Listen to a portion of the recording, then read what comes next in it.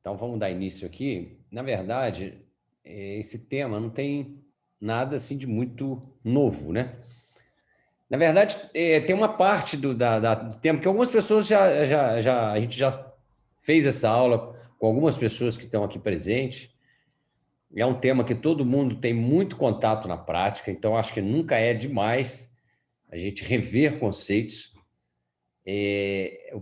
Eu sempre digo que o grande problema que eu vejo na ventilação mecânica é que a gente faz muito na prática e muitas pessoas acabam que deixam a coisa meio que automática, não se preocupam muito com o entendimento da coisa.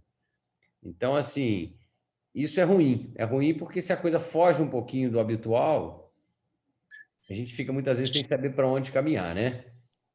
Eu tinha um amigo meu que dizia isso, que CTI, ele não gostava muito porque CTI, se você treinar um macaquinho bem treinado, ele faz muita coisa que todo mundo faz dentro do CTI. Quer mexer em botão, quer botar essa droga, aquela droga. Na verdade, o que ele queria dizer é uma coisa que realmente a gente até observa. Muita gente faz sem saber por que faz, mas faz bem às vezes. Faz bem para o doente. Mas às vezes, se a coisa sai do trivial, às vezes já começa a se enrolar um pouquinho. Então, por isso, rever conceito é sempre uma boa. Quanto mais a gente vê, mais a gente aprende, né? Quanto mais a gente pratica, mais a gente aprende. E, logicamente, quanto mais você ensina alguém, aí que você aprende em dobro, né? Então, assim, o que eu vou tentar abordar aqui, vamos ver se a gente consegue fazer isso tudo em um encontro aqui. Se não der, a gente faz em dois, mas vamos tentar fechar em um. É ver as indicações, rever um pouquinho de anatomia e fisiologia, falar um pouquinho dos modos de ventilação. Eu vou falar um pouco de um modo de ventilação que tem sido muito usado em recém-nascido hoje, que era um modo que não era usado anteriormente, que é ventilar a volume. Mas nós hoje na ProBaby, nós ainda não temos condições de fazer. Os nossos aparelhos não fazem ainda, porque a gente tem uso hoje. Mas é um modo bem interessante, que é um modo que pensa mais no doente, ele dá uma certa proteção ao doente a partir do momento que ele ajusta os parâmetros para aquele doente naquele momento da doença. Como a doença é dinâmica, ele vai ajustando, ou seja, na verdade, ele vai diminuindo a assistência a partir do momento que a criança vai melhorando, sem que o médico, o fisioterapeuta, a pessoa que está manuseando o respirador, tenha que ter esse feeling de estar vendo, estar analisando, estar vendo melhor e estar baixando o parâmetro. Então, deixa de ser um pouquinho médico, dependente, o próprio respirador faz isso, que é o chamado de volume garantido. Eu vou falar um pouquinho, quem sabe a Adriana se anima aí e presenteia a gente futuramente aí com algum respirador que faça. Passei a resposta para ela. Tá? Então, vamos falar um pouquinho dos parâmetros, né, dos ajustes dos parâmetros e os efeitos que isso aí vão ter no paciente, que é exatamente isso que faz a gente caminhar para um lado ou para o outro, dependendo do andamento da doença. Problemas comumente envolvidos na ventilação mecânica, complicações. Quando é que eu devo retirar? Eu sempre digo que colocou no respirador, pensa logo em tirar, que é o melhor para o doente. Quanto menos tempo ele ficar em ventilação mecânica, melhor. Ventilação mecânica, eu sempre digo que é um mal necessário. Ou seja, você precisa dela para salvar vidas em algum momento da doença.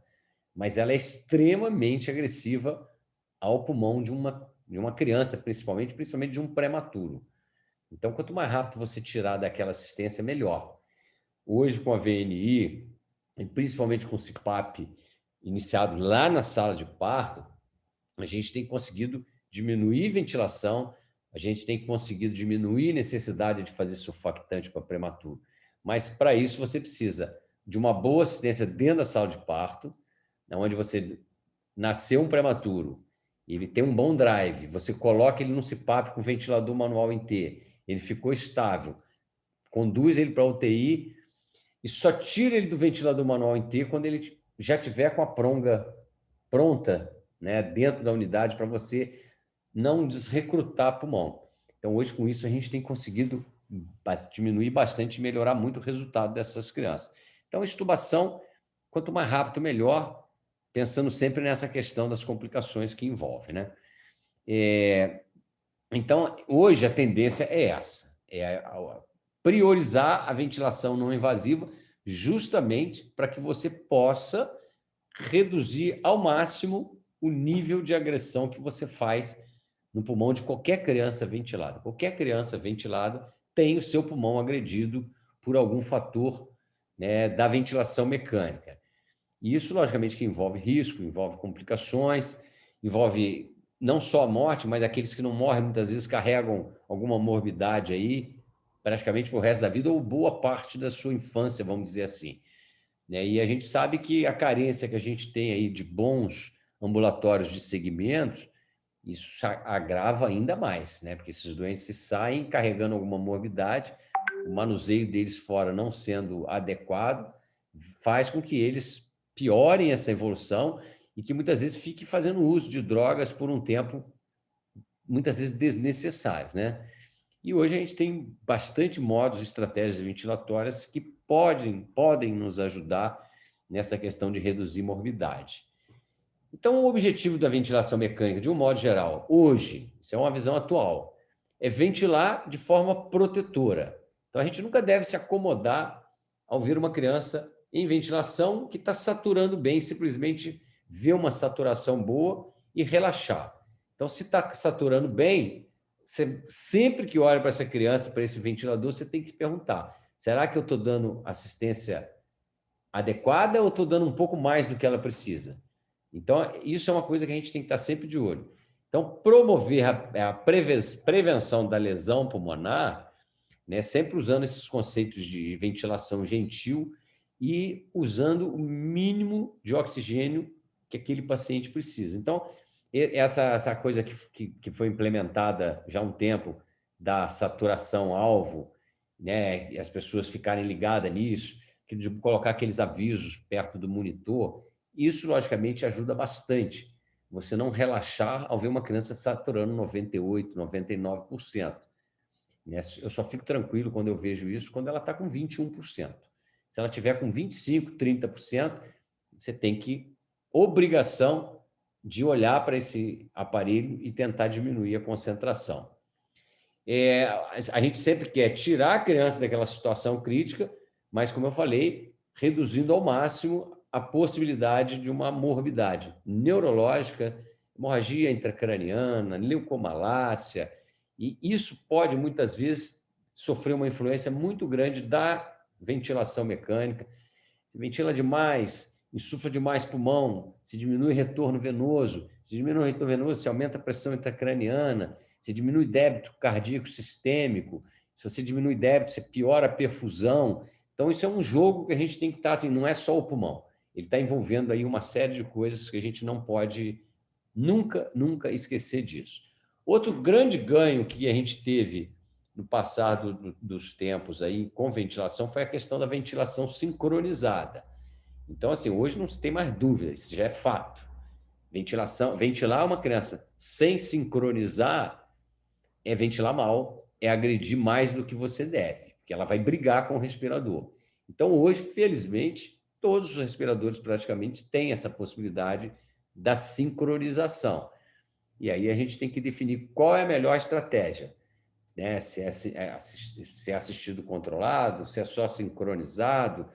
Então, a gente tem que sempre estar buscando isso para diminuir as possibilidades aí de morbidade.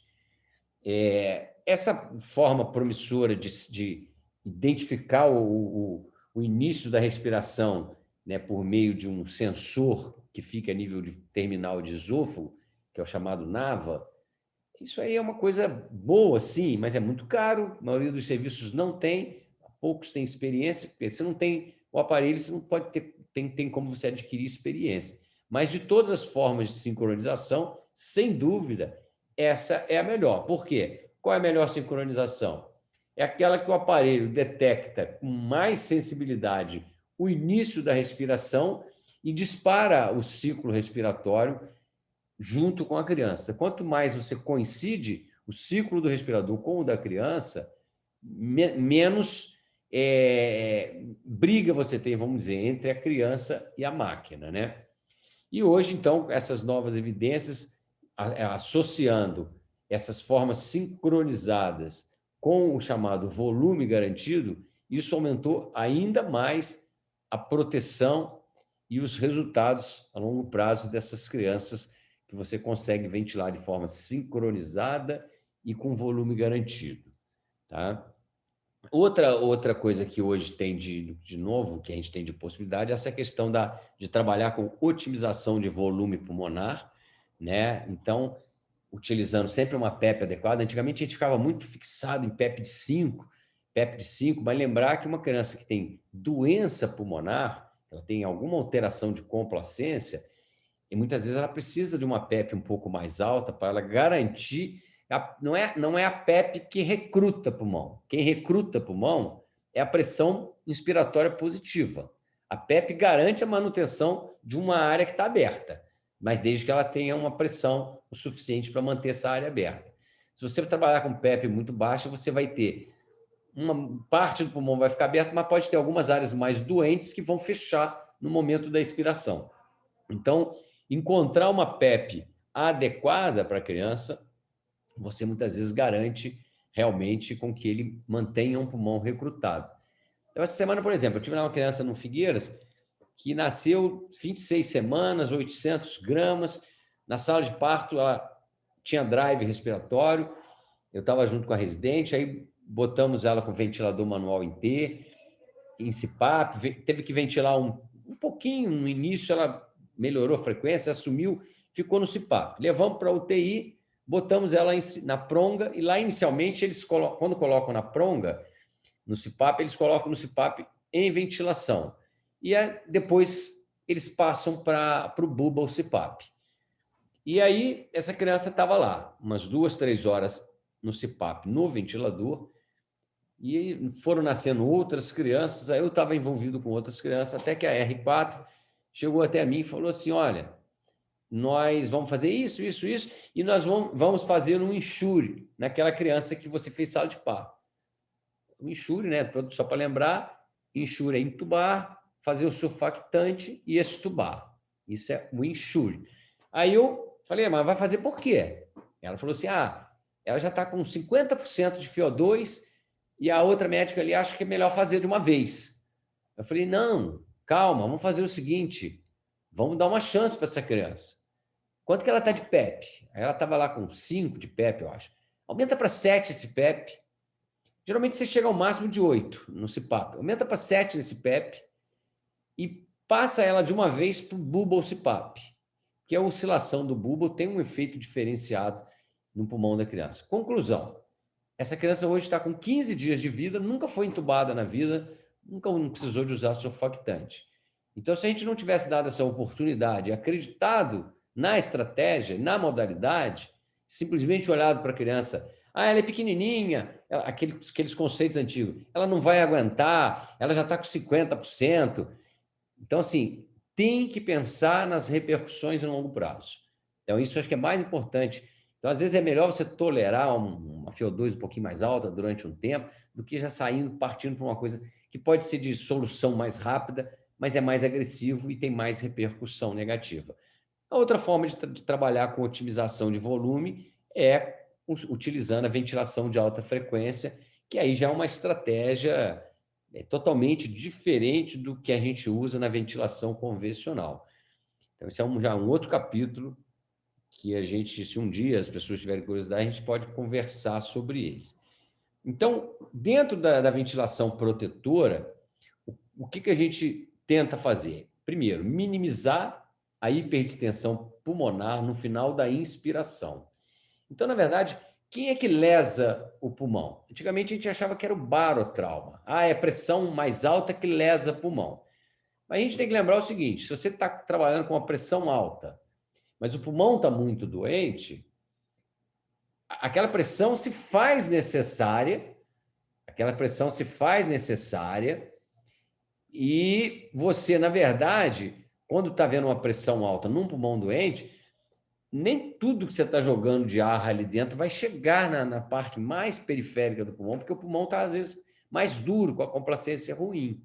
Então, às vezes, você está precisando daquela pressão doente, daquela pressão mais alta, desculpa. Então, depois, o que se viu, o que mais faz lesão de capilar pulmonar, com extravasamento de líquido para dentro do alvéolo, com aumento, com diminuição da complacência pulmonar, na verdade, quando você faz volume demais dentro do pulmão, que é o chamado volutrauma. Então, pressão alta nem sempre representa volume alto. Só vai representar volume alto se o pulmão tiver com uma complacência muito boa. Se você der uma pressão mais alta, ele vai dar um volume muito grande. Mas se ele estiver doente, você às vezes vai dar uma pressão alta para ele fazer um volume pequeno. Então, volutrauma é uma grande preocupação que se tem. Hoje, muitos respiradores fazem a leitura do volume corrente que você trabalha. Então, você tem que criar sempre o hábito de ver, você jogou um parâmetro e ver quanto que ele está gerando de volume corrente, porque justamente sabendo que o que gera lesão maior é excesso de volume. Então, outra coisa que eu já falei é otimizar o volume no final da expiração para evitar que algumas áreas do pulmão na expiração possam colabar e aí ter que abrir novamente quando você gera pressão inspiratória positiva. Esse fecha e abre é extremamente lesivo também ao pulmão e é o que a gente chama de atelectrauma. Então, gente, PEP, ela é extremamente importante para garantia de um volume pulmonar. Mas lembrando isso, não é a PEP que abre pulmão. Você pode falar assim, mas existem estratégias que se usa PEP alta durante um tempo para abrir pulmão. Isso é outra coisa. Se é crianças grandes, adultos, que às vezes eles, além de muito sedado, esse paciente está curarizado, aí sim eles vêm, jogam PEP de 12, 13, até mais alto, para tentar abrir o pulmão.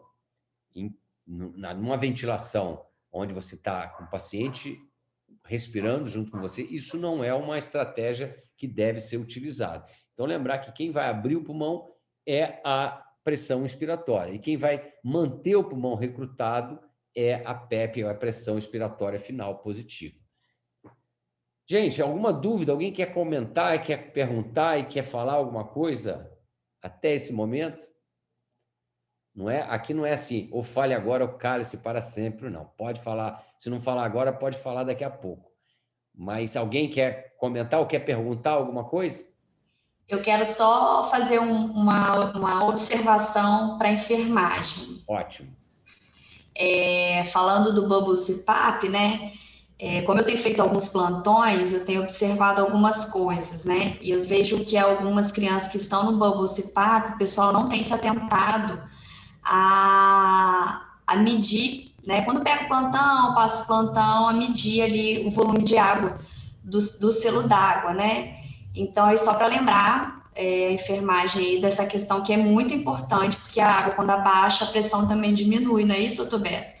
Isso aí, vai condensando. Aí a gente tem que se atentar a isso, exatamente, porque senão não vai fazer o efeito que a gente espera. Isso é extremamente importante, o Ximene, extremamente importante. Mas uma coisa assim que me deixa muito satisfeito em relação à equipe ProBaby é porque a gente nunca deixou de fazer Bubble CPAP. A gente não voltou a fazer porque o Guilherme passou a falar muito de Bubble CPAP. É verdade, a gente sempre fez. A gente sempre priorizou o Bubble CPAP. Porque tem muita gente que fazia, Fernando Figueira mesmo, fazia, de repente começou a ter muito respirador disponível, passou a fazer no respirador. Agora tem esse Baby PAP, né, que é um aparelho próprio para fazer o CPAP. Aí as pessoas voltaram a fazer o Bubble CPAP, porque o Baby PAP é um Bubble CPAP. Ele é em selo d'água. Então, assim, agora eles estão voltando. Então, nisso nós estamos na frente. Nós já temos usado há muito tempo, mas esses detalhes aí que a Ximene chamou a atenção, extremamente importante. E aí, isso é função de quem policiar? É de todo mundo que está dentro da unidade. Então, ninguém pode delegar ao outro, isso é o médico, isso é a Fernanda, fisioterapeuta, são as enfermeiras, é até... Não, todo mundo que está cuidando dos pacientes tem que ter o hábito de chegar perto da criança, ver o tipo de assistência, está em CPAP, está em Bubble, vai lá e olha o frasco, isso aí é extremamente importante. Então, voltando aqui, para que a gente possa ventilar bem uma criança, né, de forma segura e eficaz, é importante que a gente compreenda a doença que você está tratando, ou seja, como é que essa doença evolui. Cada doença tem uma característica e a forma de você ventilar vai mudar de acordo com o momento dessa doença. Então, conhecer a doença e a fisiopatologia da doença te ajuda muito na busca de uma boa estratégia. Conhecer conceitos de fisiologia, fisiopatologia pulmonar é extremamente importante. Saber o que é ter uma noção do que é um volume corrente, o que é um volume minuto, o que é uma complacência pulmonar, o que é uma resistência, por que o recém-nascido a gente trabalha com tempo inspiratório mais curto? Isso tem relação com a constante de tempo. O que é a constante de tempo? Isso tudo eu vou tentar dar uma passada aqui para a gente dar uma revisada. E se alguém quiser parar e perguntar mais uma vez, fiquem bem à vontade. E conhecer as vantagens e desvantagens aí dos modos de ventilação. Isso aí, logicamente, que está implícito, né? Então, só para a gente lembrar, na respiração normal, a nossa, que todo mundo está usando aí no momento, a gente tem um processo fisiológico onde ocorre o quê? O ar, para entrar, para ele vir do ar ambiente para dentro do pulmão, alguma coisa tem que puxar ele lá para dentro. Né? Quando a criança está em ventilação mecânica, não é nada que puxa ele lá para dentro, é alguma coisa que empurra ele lá para dentro. Por isso que a gente diz assim, ele é bem antifisiológico, né? Na verdade, assim, você joga o ar lá para dentro. Então, na verdade, o que faz o nosso ar entrar para dentro do pulmão? Se a gente olhar essas caixas torácicas, aí a gente vai ver isso. A caixa torácica, ela tem o gradil costal, no criança pequena, no lactente, ele é mais cilíndrico. Por isso que quando você tira a roupa de uma criança e fica olhando ela respirar, você vê muito mais movimento de abdômen. O lactente tem muito mais respiração do tipo abdominal, você vê mais movimento de abdômen. Por quê? Porque o tórax tem um gradil costal muito horizontalizado, muito cilíndrico. Então, quando ele inspira, que a musculatura intercostal contrai para abrir a caixa torácica, isso aqui, o movimento que ele faz é muito pequenininho. É muito pequenininho. Então, ele faz isso. Quando a criança vai crescendo, vai saindo da período lactente, o gradil, que era cilíndrico, passa a ficar um pouco oblíquo. E aí, quando a pessoa inspira e contrai a musculatura, esse gradil faz isso, faz esse movimento. E aí você vê o tórax mexer. Junto com esse movimento do tórax, você tem a contratilidade do diafragma, que na criança maior, ele tem o que a gente chama de efeito de alça. Ele faz isso. Então, quando ele faz isso, mais a abertura da caixa, o que acontece lá dentro da caixa torácica?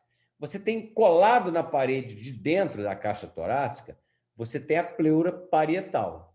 E você tem colado no parênquima pulmonar a pleura visceral. Entre uma e outra tem um espaço que é praticamente virtual.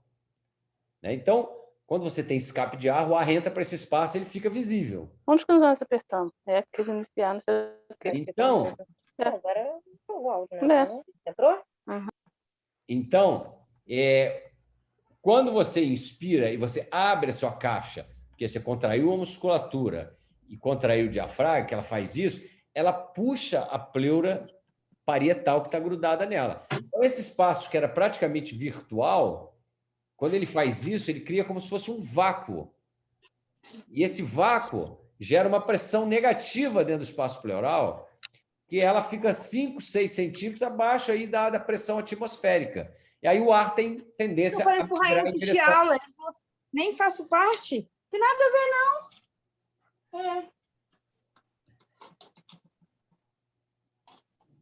Estou tentando ver se eu consigo... Isabel, desativa o seu microfone, por favor.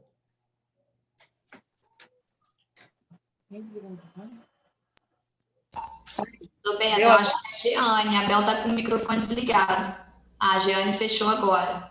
Não, o da Bel, para mim, parece que ele é aberto. Não, agora fechou. Fechou. Ótimo. Então, gente, esse movimento faz com que o ar entre em direção ao pulmão.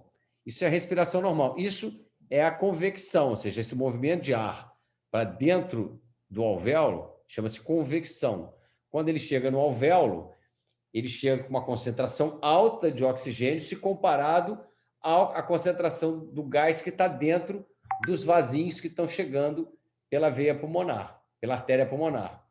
E aí, essa diferença de concentração faz com que o CO2 vá em direção ao alvéolo e o O2 vá em direção ao os vasos sanguíneos e volte para o coração esquerdo. Então, isso é o fisiológico. Isso é o fisiológico. Então, a gente, se você tiver alguma alteração de complacência, aumentar a resistência, você vai alterar esse mecanismo de respiração. Então, assim, quando a gente vai mexer com um parâmetro de ventilação, a gente tem que entender o que o parâmetro pode interferir nessa mecânica respiratória. Isso é extremamente importante. Então, aqui algumas coisas só de curiosidade. Quando a gente nasce, a gente tem mais ou menos 20 milhões de alvéolos. 8 anos depois, a gente tem 300 milhões. Isso é um aumento de 15 vezes. Ou seja, aumentou o alvéolo, aumenta a área de troca. Então, cresce aí um alvéolo por segundo, praticamente. Se você tem um pulmão doente, você diminui essa área de troca do pulmão e, logicamente, você vai comprometer oxigenação e ventilação. A grande vantagem da criança é que o pulmão cresce até 8, 10 anos, 12 anos de idade, então ele tem uma grande capacidade de recuperar quando ele sofre uma agressão muito grande. Outra desvantagem da criança pequena, ela não tem circulação colateral de ar, ou seja, nas crianças já fora, depois de alguns meses, você já tem essas estruturas, canais de Lambert, poros de Kohn bem formados. O que são isso? Comunicação de um alvéolo com o outro, de um bronquíolo com alvéolo.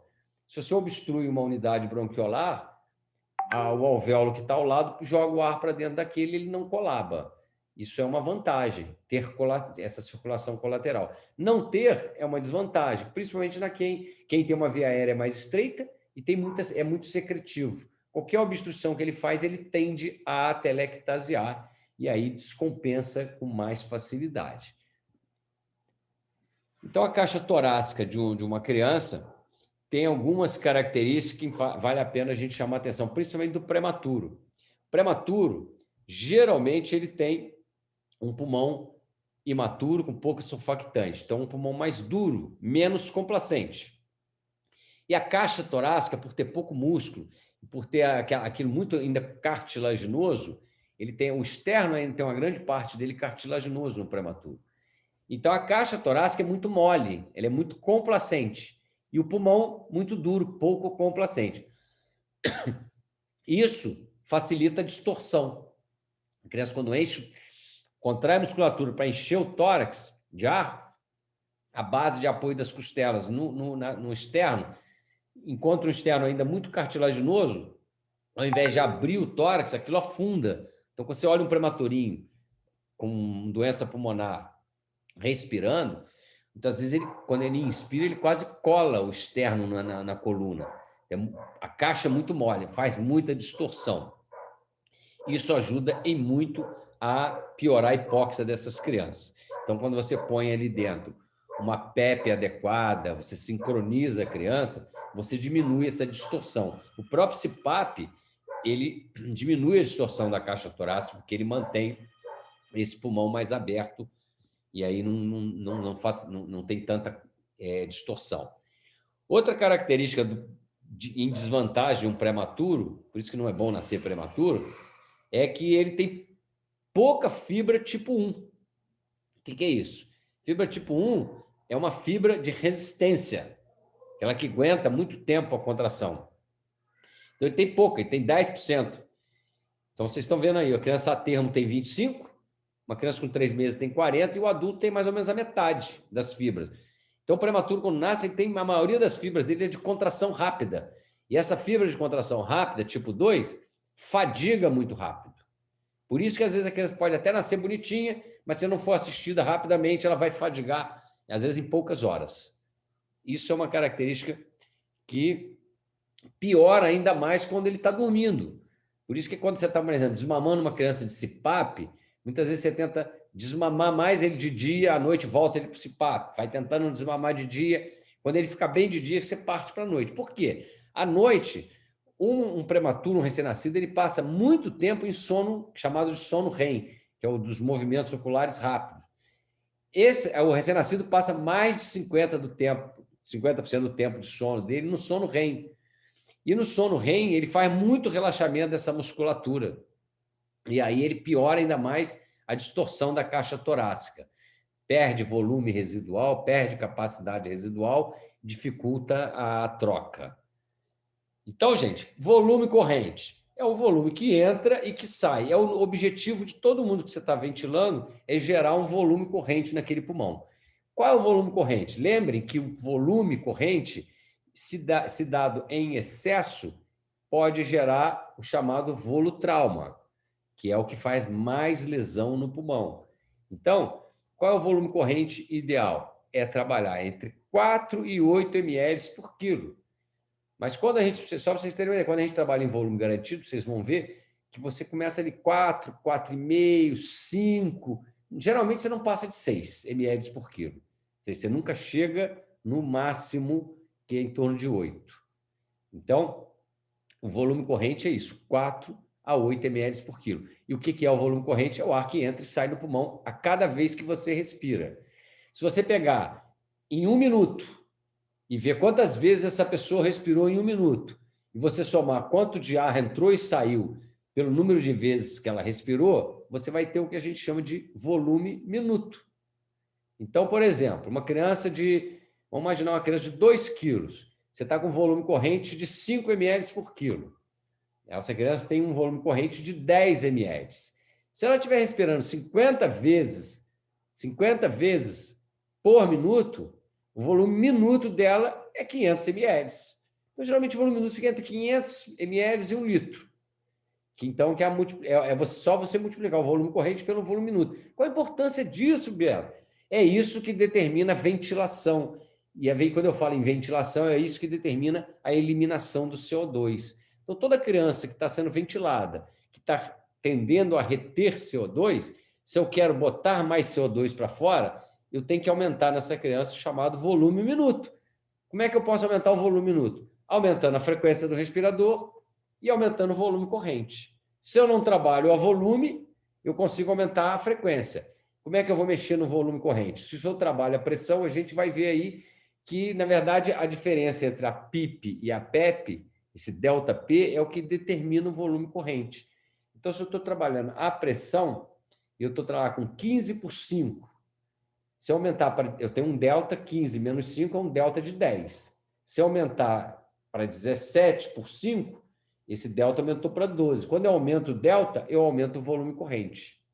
Se eu aumentar a frequência, eu aumentei o volume corrente e a frequência, ou seja, eu aumentei o volume minuto como um todo. Então, isso é o que me faz ventilar mais, é o que me faz reverter uma situação, por exemplo, de hipercapnia. A pressão de condução é o quanto que você precisa de pressão para jogar um volume adequado dentro do pulmão. Então, se você está trabalhando a pressão e você botar uma pressão muito baixa no volume de uma criança que está precisando de mais pressão, ele vai gerar um volume corrente muito pequeno. Se ele gerar um volume corrente muito pequeno, essa criança tem uma tendência a fazer hipóxia. Então, a gente tem que estar sempre atento disso. Então, na respiração espontânea, quando a gente está respirando aqui, ó, o que eu gasto de pressão para jogar esse ar aqui dentro é 4 a 5 centímetros de água só, porque, na verdade, é a pressão negativa que o meu espaço pleural fez, que puxa o ar lá para dentro. Então, quando eu vou trabalhar com ventilação mecânica, a gente tem que sempre lembrar disso. Eu tenho que jogar... Se eu jogar só 4 e 5, ele vai para ventilar só se o paciente estiver respirando, porque ele tem a resistência toda que você tem no caminho desse ar até chegar no alvéolo. Quanto mais resistência, mais pressão você precisa exercer. Então, você tem que trabalhar com essa possibilidade também. Então, essa curva é a curva clássica, que a gente tem, vendo todos os respiradores mais atuais que tem monitorização de curva, você geralmente trabalha com 2 curvas lá, de volume, pressão e a de fluxo, volume. Então, essas curvas são as curvas mais avaliadas de um modo geral. Então, a volume e pressão é muito fácil de entender. E ela tem esse formato exatamente quando você vê lá na tela do respirador, ele fica fazendo esse movimento aí, ó. Reparem só que a pressão é a curva a horizontal, a linha horizontal. Então, você imagina aqui, olha, vai começar a respirar, ele vai injetar pressão.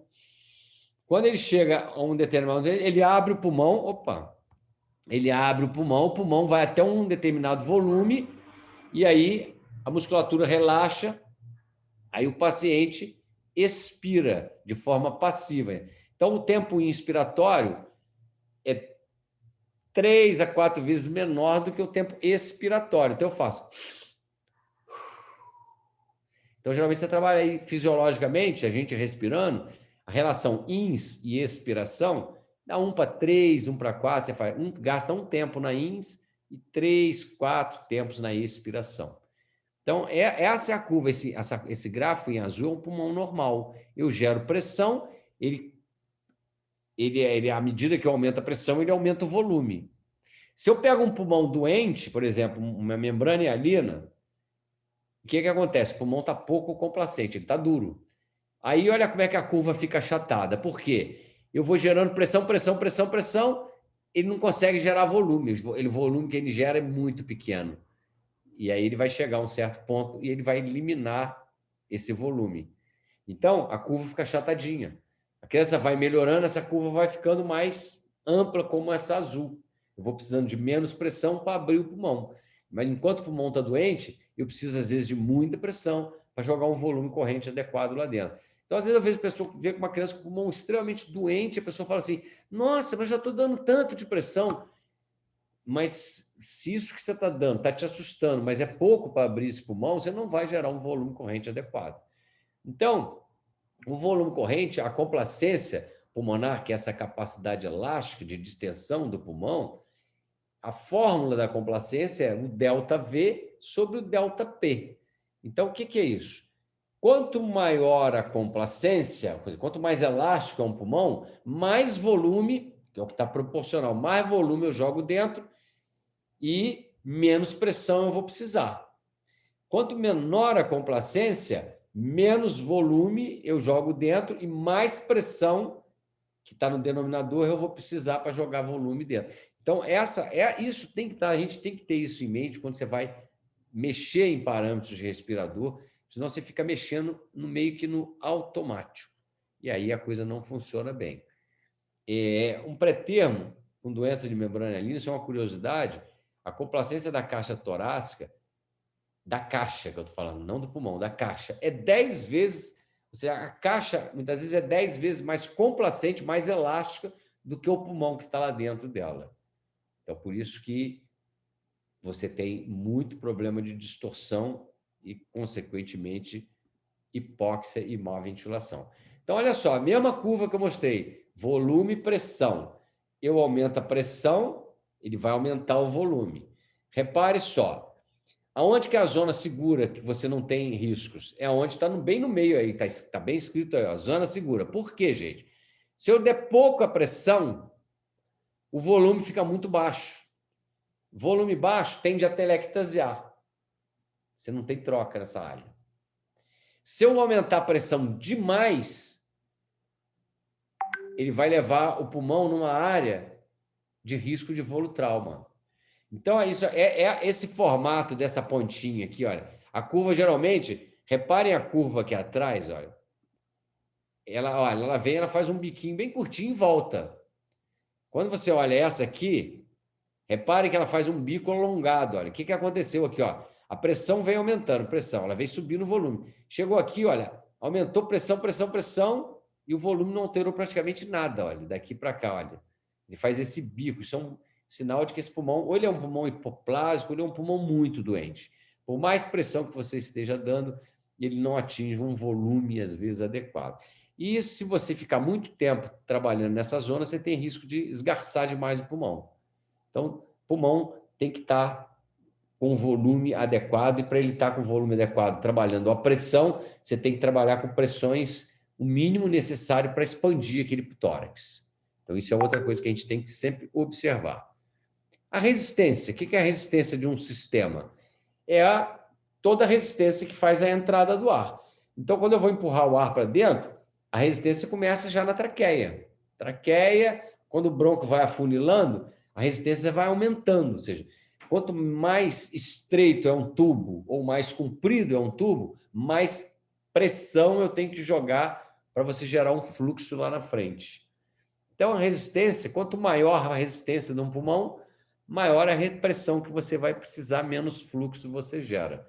E a resistência para a gente, o que interessa muito, principalmente, é a resistência na saída do ar, já que é um processo, a expiração é um processo passivo. Na ventilação mecânica, a expiração é ativo ou é passivo? Vamos lá, o que vocês acham?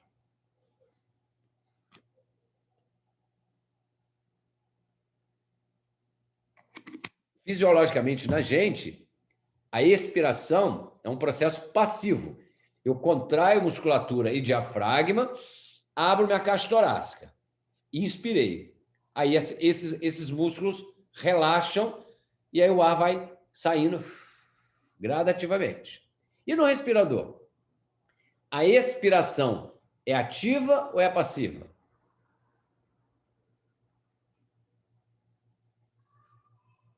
Alô?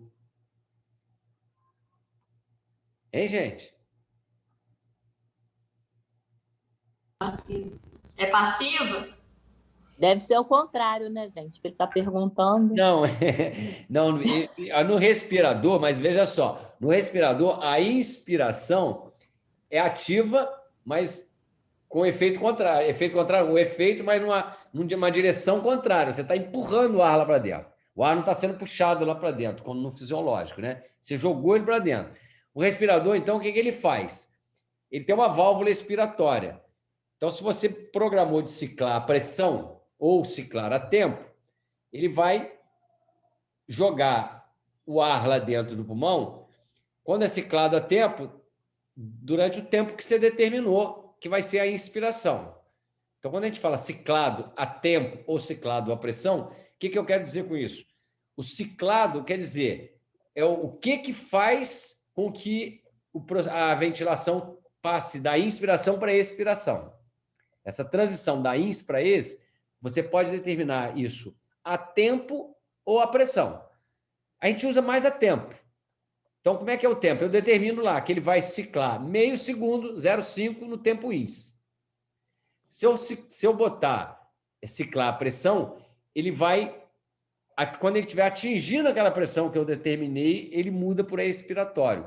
Então, quando ele vai chegar no momento de mudar da ins para ex, o respirador simplesmente abre a válvula expiratória. Aí o ar sai.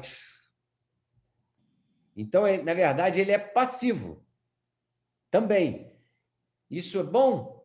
Para algumas coisas ele é ruim. Por exemplo, se o cara tiver um escape de ar no pulmão, um pneumotórax, ele fica, muitas vezes o ar fica muito tempo mais aprisionado. Então, a única ventilação, o único modo de ventilação que faz a expiração ativa é a ventilação de alta frequência, que o respirador empurra o ar e puxa o ar para fora. Nos outros respiradores, ele empurra o ar. Ele fecha a válvula expiratória, ele tem um fluxo, ele empurra o ar. Quando ela atinge aquele tempo ou aquela pressão, essa válvula abre e esse ar sai. Ok? Ficou claro isso, gente? Ok? Então, assim, uma pessoa normal, uma criança normal, um recém-nascido, a resistência que o ar encontra para entrar é de 20 a 40 centímetros de água por litro por segundo. 16 vezes mais alta do que num adulto. Olha só. Viu, sim? Um recém-nascido entubado... Se fizer essa questão, aí todo mundo vai. No recém-nascido entubado, essa resistência aumenta para 150. Olha só como é que você aumenta a resistência. Por isso que o tubo, gente, tem que ser o mais adequado para aquela criança. Por exemplo, se pegar uma criança grande, botar igual essa criança nossa aí, o Heitor, que tem uma obstrução alta, e você está tendo que botar tubo mais fino, é o que passa. Mas você tem que lembrar que você está criando uma resistência maior ao ar. Então, às vezes, você vai ter que estar botando uma pressão mais alta, não porque ele está com o pulmão doente, mas é para vencer essa resistência desse tubo fininho que está entrando na traqueia. Imagina você respirando por um canudinho. A Adriana, que gosta de mergulhar, a Adriana, quando põe aqueles snorkel para mergulhar, aquilo é dessa largura, assim, ó. Tem gente que botar aquele tubo para respirar tem dificuldade no início. Sente mal para respirar. E olha que aquilo é dessa largura. Se você pegar um tubo fininho assim, der para a pessoa, afunda e respira com ele. Ela vai fazer muita força, porque o tubo é fino. Então, quanto mais fino e mais comprido, mais força você faz. É aí a fórmula da resistência. Quanto maior a resistência, mais pressão você tem que fazer para o ar entrar. Então, isso é só para a gente ter uma ideia de como é que é diferente a pressão numa criança, num adulto, numa criança entubada, num adulto entubado. É muita diferença. Outro conceito que a gente tem que lembrar é a constante de tempo. Constante de tempo, gente, é o que determina o tempo inspiratório. Então, o que é constante de tempo? Na verdade, a fórmula da constante de tempo é você multiplicar a resistência pela complacência daquele pulmão. Mas o que é o conceito, para você entender?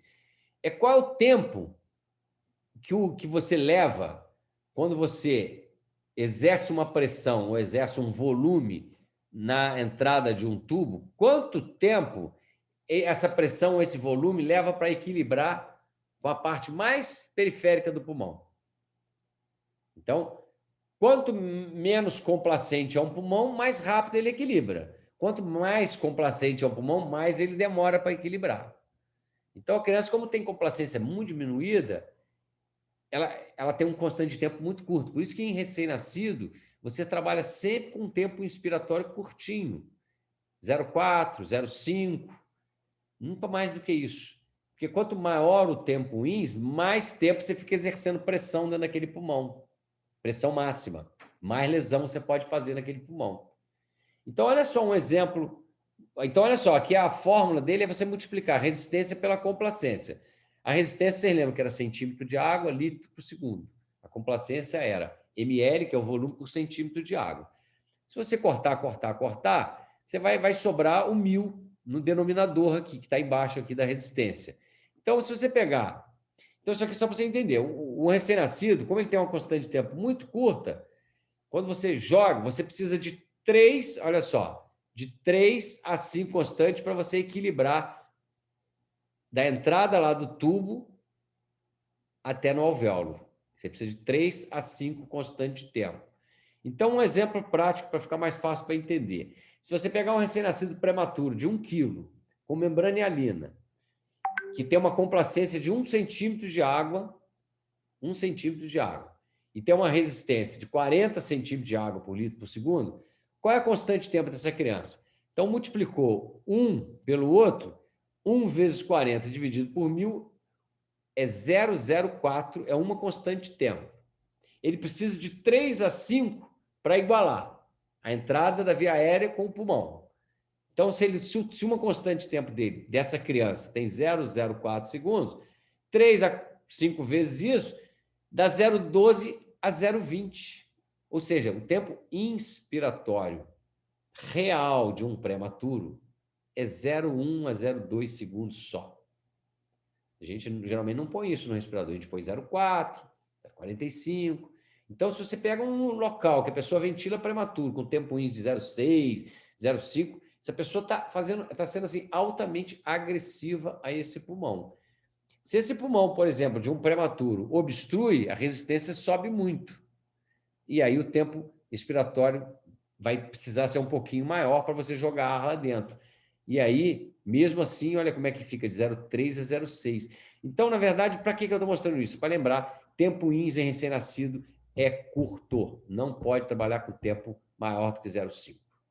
Mas lembrar que quando a criança é maior, ela cresce, lactentes, que é o que acontece quando se habitua a trabalhar muito com recém-nascido, é que às vezes você pega uma criança de 3 meses, 6 meses, e fica trabalhando lá com 0,4, 0,5 de tempo INS. É muito curto para aquela idade.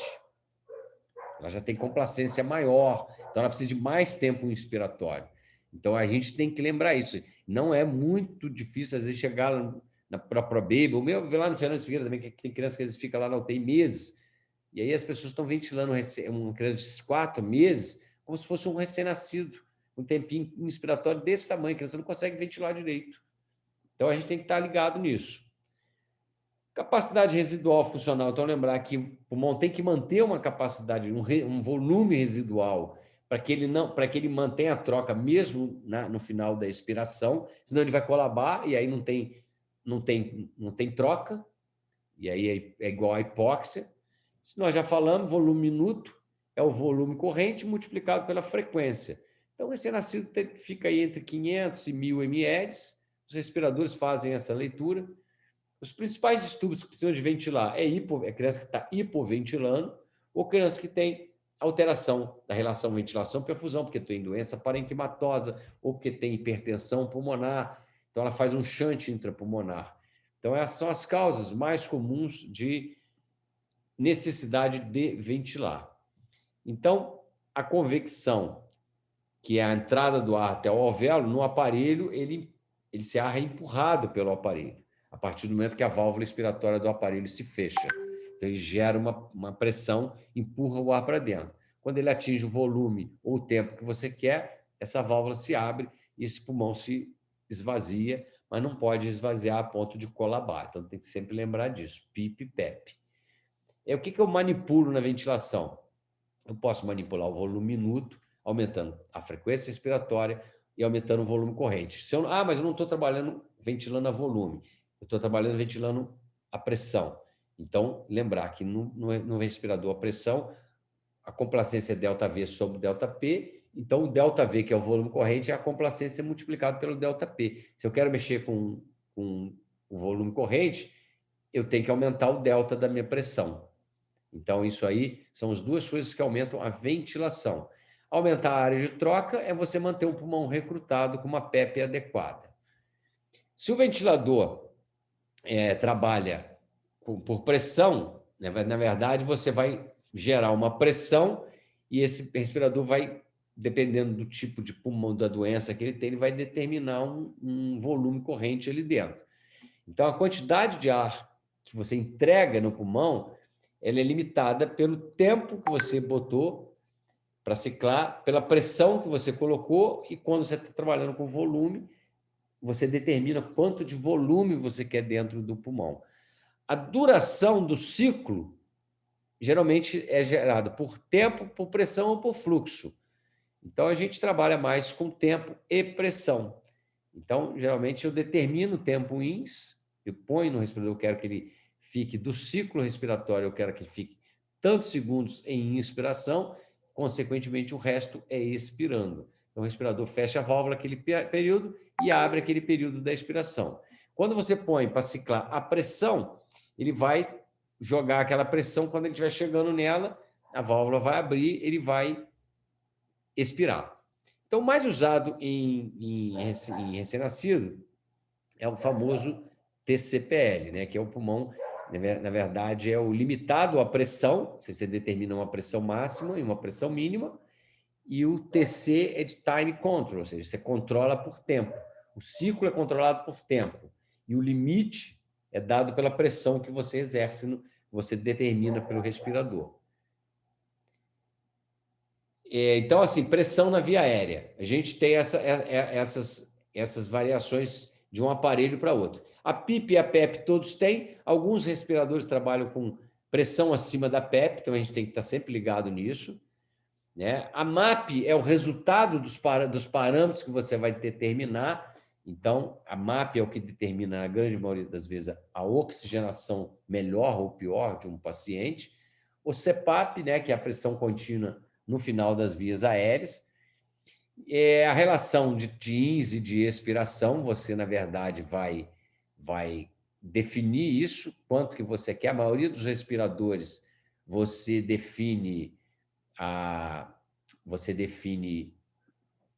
o tempo ins, e aí ele usa o tempo ex.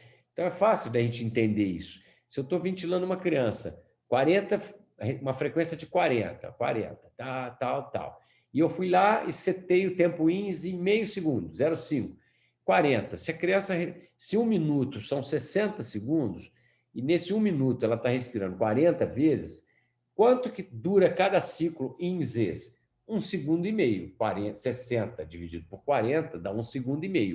Então, cada ciclo respiratório da criança tem 1,5 segundos. Se eu determinei que o tempo ins é de meio, sobrou 1 segundo para expirar. A relação fica 1,2. A gente só tem que tomar cuidado quando você pega essa mesma criança que estava com a frequência de 40, com o tempo ins de meio, que dava um tempo ins, um ciclo de 1,5, meio inspirando, 1 expirando. Se eu aumentar a frequência dessa criança para 60 e mantive o tempo lá em meio segundo, o que vai acontecer? 60, respirou 60 vezes, cada ciclo vai ter 1 segundo só. Se eu mantive o tempo ins em meio, agora só sobrou para mim meio segundo de expiração. Então, sempre tomar cuidado quando você trabalha com frequências muito altas, porque senão você não vai sobrar tempo para expirar. E aí a gente faz o que a gente chama de autopep. O ar entra, mas não sai todo. Entra, mas não sai todo. Aquele pulmão vai ficando hiperinsuflado por causa disso. Então, esses são os conceitos que a gente tem que estar sempre ter em mente, né? A ventilação assistida parte do trabalho o paciente está respirando, o respirador está assistindo. Se ele falhar, o respirador entra. É a controlada. A controlada, o respirador faz todo o ciclo para o paciente. É aquele paciente que se apaga ele e deixa o respirador trabalhar. A assistida, ele fica tentando sincronizar. O disparo, sensibilidade ou trigger é o método que você vai usar no respirador para que o respirador identifique o momento que o paciente vai respirar para que ele cicle naquele momento. Isso pode ocorrer por fluxo, por pressão, por impedância ou por atividade elétrica do diafragma, que é o chamado de NAVA. São esses métodos que são os métodos de disparo. Vou falar rapidamente deles aí. Ciclagem. É ciclado a tempo? É ciclado a pressão? O que é a ciclagem? Ciclagem é a passagem da fase ins para expiratório. O que determina a passagem, o final da ins e o início da ex? É um tempo que eu determino? É uma pressão que eu determino? Então, isso aí você também define na ventilação. Tempo de rampa, a gente, em recém-nascido, praticamente não trabalha, mas, na verdade, a rampa, é qual o tempo, dentro do tempo inspiratório, quanto tempo, após que o respirador detectou e disparou um ciclo, que ele atinge aquela pressão que você determinou. Geralmente, ele gasta aí do tempo ins uns 20 segundos para atingir lá o topo da pressão. Então, ele faz... E o tempo inspiratório continua com a pressão lá em cima. Aí ele expira. Então, isso seria a rampa, mas em recém-nascido, a gente não tem essa necessidade de manusear isso. Então, aqui é uma curva mostrando o A, que é o momento que o respirador vai identificar o movimento respiratório do doente e vai ciclar, aí ele vai jogar a pressão ou o volume, aí ele vai atingir o ponto B, que é o topo, ele vai manter até o ponto C, que é o final da inspiração. Se ele foi ciclado a tempo, o tempo aqui expirou, a válvula abre, o respirador começa a perder pressão ou perder volume. Tá? Então, é a mudança do ciclo da ins para expiração. Seria o ponto C aí. Aí você pode trabalhar com volume controlado ou com pressão controlada. O volume controlado, você põe um determinado fluxo, você determina um determinado volume que você quer que ele coloque dentro do pulmão. E a pressão? A pressão, o respirador vai usar a pressão que ele precisa para jogar aquele volume que você determinou. Se o pulmão estiver saudável e eu boto um volume corrente, ele não vai usar, a pressão que ele vai usar para jogar aquele volume lá dentro é muito pequenininha. Se ele eu pego o mesmo volume e tento botar num pulmão doente, o respirador vai encontrar dificuldade, então ele vai ter que aumentar a pressão. Então, na verdade, o respirador usa a pressão para jogar aquele volume. Diferente de quando eu trabalho com pressão, que é o que a gente trabalha muito. Eu determino uma pressão máxima e essa pressão máxima ela vai me determinar aí um volume que vai variar de um pulmão também saudável para um pulmão doente. Então, há uma inversão aí nisso. Então, a respiração ela termina geralmente ou por tempo, que é o que a gente usa muito, ou por fluxo, né? O fluxo de demanda. Então, quando você trabalha com pressão controlada, ou fluxo, ele geralmente é o respirador, é o que estava dando confusão até na nossa questão aí do CPAP, aí uma vez que o Cristiane falou que estava com problema. Na verdade, o que estava acontecendo, e a gente testou ali, é que se o modo tiver lá para a sensibilidade, o modo de ciclagem tiver a pressão e não a tempo, ele faz o quê? Ele não tem um fluxo contínuo, que é o que a gente usa no CPAP, e o que a gente usa no TCPL aí, no limitado a pressão e ciclado a tempo. Você põe 6, 8 litros, ele trabalha, fica sempre com esse fluxo constante. Ele vai aumentar a pressão ou volume com fechamento ou abertura de válvula. Quando eu trabalho com fluxo de demanda, ele abre um fluxo, ele vai empurrando o fluxo até a pressão. Quando ele chega quase uns 60% quase próximo do final da pressão, esse fluxo desacelera. Então, não é você que determina o fluxo do respirador. É o respirador que vai usar um determinado fluxo para jogar aquela pressão, né, dentro daquele tempo inspiratório. Então, aí o respirador, o barulho é diferente. Ao invés de ele ficar aquele... Ele faz... Isso é fluxo de demanda. E aí, se botar isso num CPAP, ele fica fazendo... Fica dando aquele sopro exagerado na pronga. E realmente você não deve, que isso é um risco grande para a criança. Ventilação mandatória intermitente, sem sincronizar, não se usa mais. O SINV ou assistindo controlado, né, são os modos mais usados. Pressão de suporte pura em recém-nascido também não tem indicação, porque você acaba exigindo muito trabalho dessa criança e aí a chance dela entrar em fadiga é muito grande. Ou ela fica em SINV assistido controlado, ou ela vai para um CPAP. O modo, né? Se ele pode limitar o volume, eu determino o volume e ele estabelece a pressão que ele precisa, ou eu determino a pressão e aí ele vai me dizer qual o volume que ele está atingindo com aquela pressão. Se o volume é estabelecido, a pressão varia. Se a pressão é estabelecida, o volume varia. Essa é a regra que a gente tem que estar na cabeça da gente. Então, os modos sincronizados, o que eles tentam fazer? Eles tentam diminuir a briga entre criança e respirador. Eles tentam tornar a máquina e o paciente que está precisando da máquina a trabalhar de forma mais harmônica, vamos dizer assim. Quanto mais briga, quanto mais assincronia, mais dificuldade de oxigenar e de ventilar. Então, a gente tem que estar sempre ligado nisso. Então, isso foi um ganho muito grande que a gente teve nos nossos aparelhos. É o trigger, o disparo, o gatilho, como você preferir, você ajusta de acordo para a criança. Em criança recém-nascido, principalmente prematuro, a gente dá preferência a trabalhar com um disparo por fluxo. Por quê? Porque qualquer movimento que essa criança faça inspiratório, isso é facilmente detectado pelo respirador. E aí, ele, detectando o movimento de ar, ele dispara o respirador para coincidir com a inspiração da criança. Ele parte de 0,2, a gente trabalha geralmente aí com 0,5 litros por minuto. A pressão é a outra alternativa. A pressão, a criança já tem que fazer um pouco mais de força para o respirador detectar uma variação de pressão na via aérea. Então, você exige um trabalho maior do paciente. Então, o respirador geralmente tem menos sensibilidade e aí ele tem, às vezes, um retardo no disparo. Por isso que a gente dá preferência pelo disparo a fluxo. Mas se a criança já é uma criança maior e essa criança está, às vezes, brigando com o respirador, não está entrando, às vezes é bom você testar para ver se ela fica mais sincronizada quando você põe um disparo à pressão, porque o fluxo sofre muito interferência de alguns fatores. Por exemplo, água no circuito dispara, o respirador detecta quando tem água, ele dispara e detecta como se estivesse tendo variação de fluxo, porque tem, né, o fluxo encontra aquela resistência ali, essa variação às vezes da água que está no circuito faz com que ele dispare. Então, ele fica disparando sem ser um momento do paciente respirar.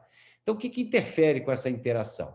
Se o paciente estiver muito sedado, ele não vai sincronizar, não adianta você botar. Aí você vai botar ele, praticamente, o que você botar de frequência é o que ele vai ventilar. Então, paciente muito imaturo, às vezes tem demora para o respirador, para ele disparar. Paciente com muito sedado ou muito deprimido. Paciente com a caixa torácica muito complacente, por isso que não se usa mais a impedância, que são sensores na caixa.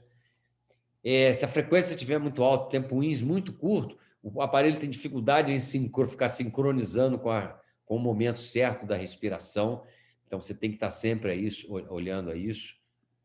Então, por pressão, na verdade, geralmente você vai ver o respirador, o fluxo é 0,2, 0,5.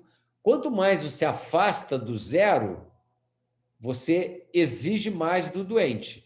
Ou seja, 0,2, eu exijo só que o respirador, que a criança faça um um movimento de 0,2 litros por minuto, muito fraquinho. Se eu botar para 0,5, o respirador vai ter que esperar a criança movimentar o ar com um pouco mais de velocidade. Então, quanto mais você afasta do zero, mais você exige do doente. E a pressão é ao contrário, que ele detecta como se fosse uma pressão negativa, inspiratória. Então, quanto mais, se eu botar menos meio, menos 1, menos 2, quanto mais eu me afasto do zero, mais eu exijo do doente. Então, guarda isso. O zero, o mais próximo do zero é o que menos você exige do doente. Então, uma das desvantagens do difluxo é que você tem que usar essa sensibilidade, aumenta muitas vezes o espaço morto, mas isso aí hoje já foi meio que resolvido. E algumas coisas que podem interferir, como escape de ar, condensação excessiva dentro do circuito, tudo isso pode ser interpretado como respiração do paciente e pode fazer com que haja um disparo no momento indevido. Impedância não se usa mais, e o NAVA, que seria o mais sensível, porque você põe uma sonda lá na parte final do esôfago, e aí esse paciente, qualquer movimento com o diafragma, qualquer contração do diafragma, esse sensor detecta essa descarga elétrica do diafragma. Então, o diafragma contraiu, ele sabe que o cara vai inspirar, ele manda o respirador ciclar. Então, é o mais sensível. Mas é o mais caro, a gente não tem ainda, são poucos os respiradores que disponibilizam isso no Brasil. Então, assistido controlado e SINV, acho que é mais fácil de entender a gente olhando os gráficos. Pressão de suporte em recém-nascido praticamente a gente não usa, você fica exigindo muito esforço do doente.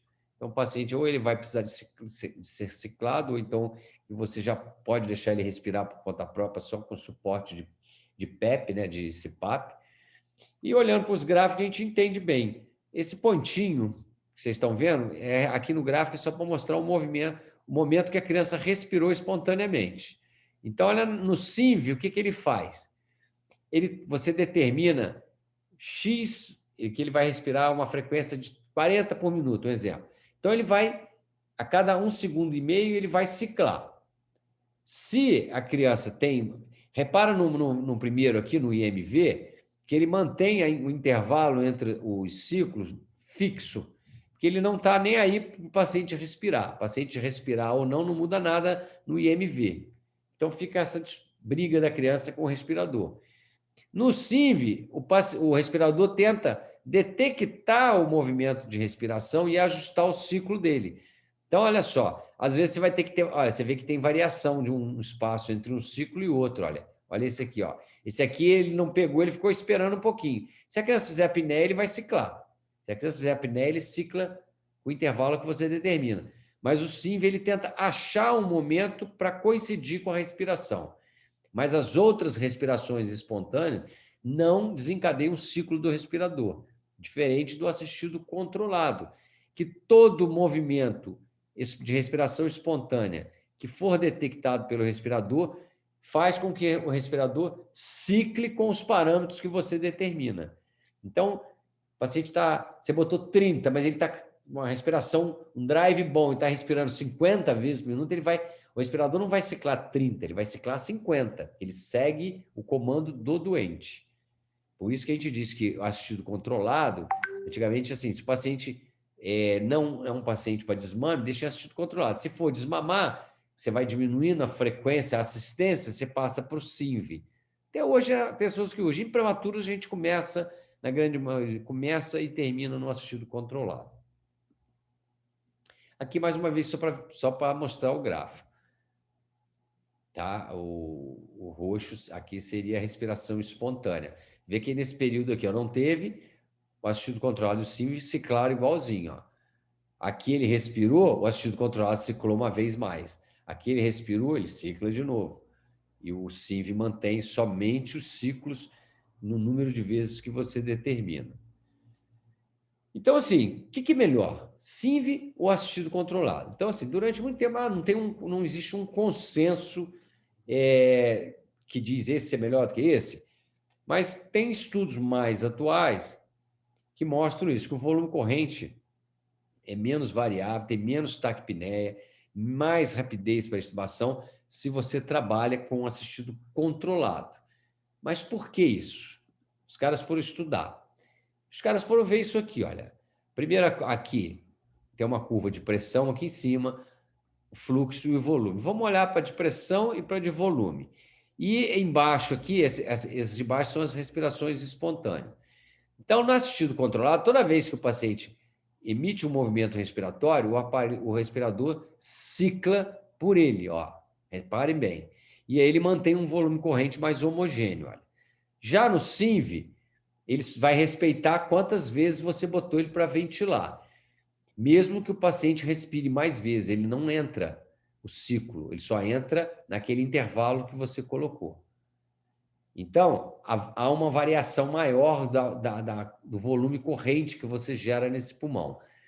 Aí, esses autores aqui, o que eles olharam? Eles fizeram essa comparação entre a curva respiratória do doente com a do ciclo do respirador. Olhando esses três gráficos, pode olhar só o de cima ou só o de baixo. Qual que você diria assim? Ah, esse aqui está mais sincronizado. O primeiro, o segundo ou o terceiro? Qual deles você acha que está mais sincronizado? Máquina e paciente? Vou chutar o terceiro. Então, Adriana, você é uma pessoa inteligente, né, Adriana? Às vezes, né? Olha só, se você olhar o de cima, você vai ver que a curva volume-pressão, ela quase que está uma sobre a outra. Quando você olha embaixo a curva fluxo-volume, você também vê que tá essa bola aí, está quase uma sobre a outra. Olha a segunda, olha a primeira, que coisa horrorosa. Exato. A criança respirou um respirador, entrou o ciclo na outra, está uma bagunça. O segundo, o primeiro é a ventilação não sincronizada. O segundo é a ventilação com modo SINV. Repara que ele ajusta um pouco, mas ele ainda erra. Quando você pega o assistido controlado, ele acerta mais, olha. Então ele é mais homogêneo. Por isso que a tendência hoje a gente sempre põe lá. Vai respirar principalmente prematuro, assistido controlado. Esse é o trabalho que foi a base de dar preferência ao assistido controlado. Gente, ok? Entendi. Até aí tá dando para entender? Muito. Já estou em alfa, gama, beta, ômega. Jesus tem piedade da minha alma. Ximene? Oi, doutor Beto. Ximene que é a coordenadora, tá, gente? Vamos tocar? Deixa a coordenadora saber que a coordenadora está aqui falando. Vamos tocar direto? Vamos, por mim. Eu acho que essa parte inicial era uma parte que a gente demora um pouquinho, que são partes conceituais. É aquilo que todo mundo sabe, todo mundo já ouviu, mas ninguém deu muito valor para aquilo. Então fica no esquecimento. Eu brinco com meus alunos na faculdade que tudo que eles aprendem no curso, desde o primeiro período, ele não é para ele jogar fora. Não é assim, vai viajar, encher uma mala de roupa, vai enchendo a mala. Aí vai chegando para numa estação, vai lá e joga umas roupas fora. Não é assim. Não, quando chegar lá na frente, tá calor, vou jogar minhas blusas de frio fora. Quando ele chega lá numa outra estação que tá frio, fala, por que eu joguei fora aquele troço? Então não é para jogar fora, é para guardar. Então, conceitos tem que guardar. Então, agora eu vou falar um pouquinho do volume garantido, antes da gente entrar só para reforçar a coisa dos parâmetros da ventilação. Então, o que é o volume garantido, que tem sido um novo must do momento em termos de ventilar recém-nascido? É um modo de ventilação. Antigamente, a gente não conseguia ventilar volume. Por quê? Porque, primeiro, os nossos tubos que você usa, na grande maioria das vezes em recém-nascido, são tubos que não têm o cuff, aquele balão. Tubos sem cuff tem mais chance de escape. Por que não usa em recém-nascido? Porque o recém-nascido tem alguns estreitamentos fisiológicos na traqueia e o tubo, sendo de tamanho adequado para aquela traqueia, praticamente ele não permite escape. Quando ele tem escape, é porque você botou um tubo muito fino para ele. Foi fácil de entubar, mas foi ruim para o doente. Então, se você trabalhar com volume, eu quero jogar 5 ml por quilo dentro daquele pulmão, o respirador começa a insuflar volume no tubo orotraqueal. Se ele tiver escape, quando ele chega no final do tubo, ele já começa a voltar. E aí o volume corrente que chega no alvéolo chega aquém do que você imaginou. Então, inviabilizava trabalhar volume. Hoje, esses respiradores mais novos, e tem um da Intermed, chama IX5, que eles já fazem, ele não é o melhor, né? Então, não é melhor. Tem gente que fala, eu não gosto de trabalhar com volume garantido com ele, porque a leitura dele não é muito confiável. Mas ele faz, a gente consegue trabalhar lá no Figueiras, que é o que a gente tem lá, que faz volume garantido. Então, a gente tem colocado. O pessoal está ganhando experiência. O que viabilizou volume, trabalhar volume hoje em recém-nascido? É porque o respirador, ao invés de ler o volume corrente que entra, ele lê o volume corrente que sai.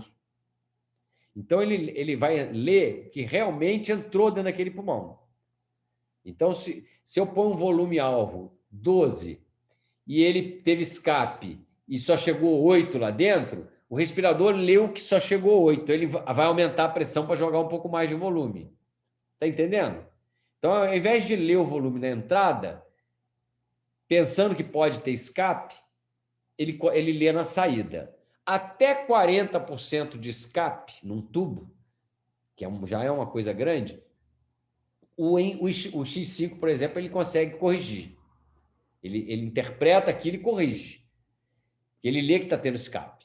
Os respiradores mais atuais, VN500, da Drager, esses respiradores mais novos, eles conseguem corrigir até 60%, 70% de escape. Ou seja, você não tem... Mesmo que você está tendo muita perda, ele corrige o volume corrente. Então, qual é a vantagem do volume garantido? Que você trabalha de forma mais fisiológica, que você joga um volume fisiológico, você sabe que é o adequado para aquela criança, daquele peso, e o respirador, ele vai usar de pressão apenas o que ele precisa para empurrar aquele volume para dentro.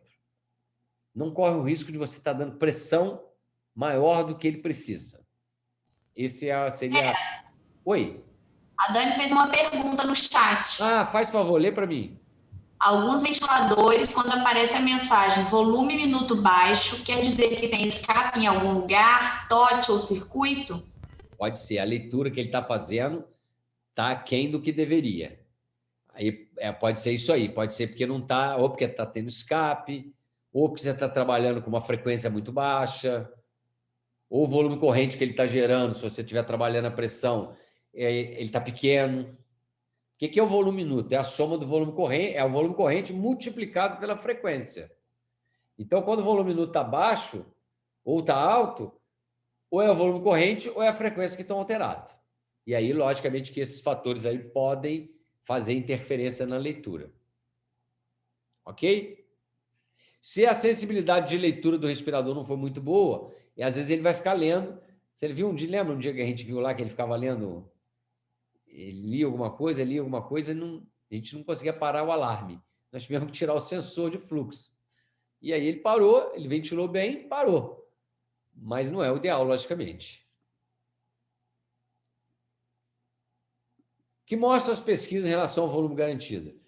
Que você reduz a duração da ventilação, você fornece volumes correntes com menor variação durante o suporte e você determina uma melhora significativa de resultados ruins, como mortalidade e displasia broncopulmonar. Então, é um modo que veio para ficar.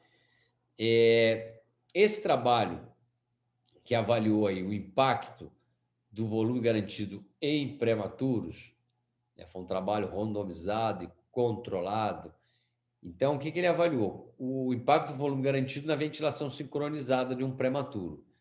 E ele concluiu que quando você escolhe ventilação com volume garantido combinado com assistido controlado ou SINV, você tem uma menor variação de volume corrente, porque existe a possibilidade de você fazer volume garantido com pressão de suporte.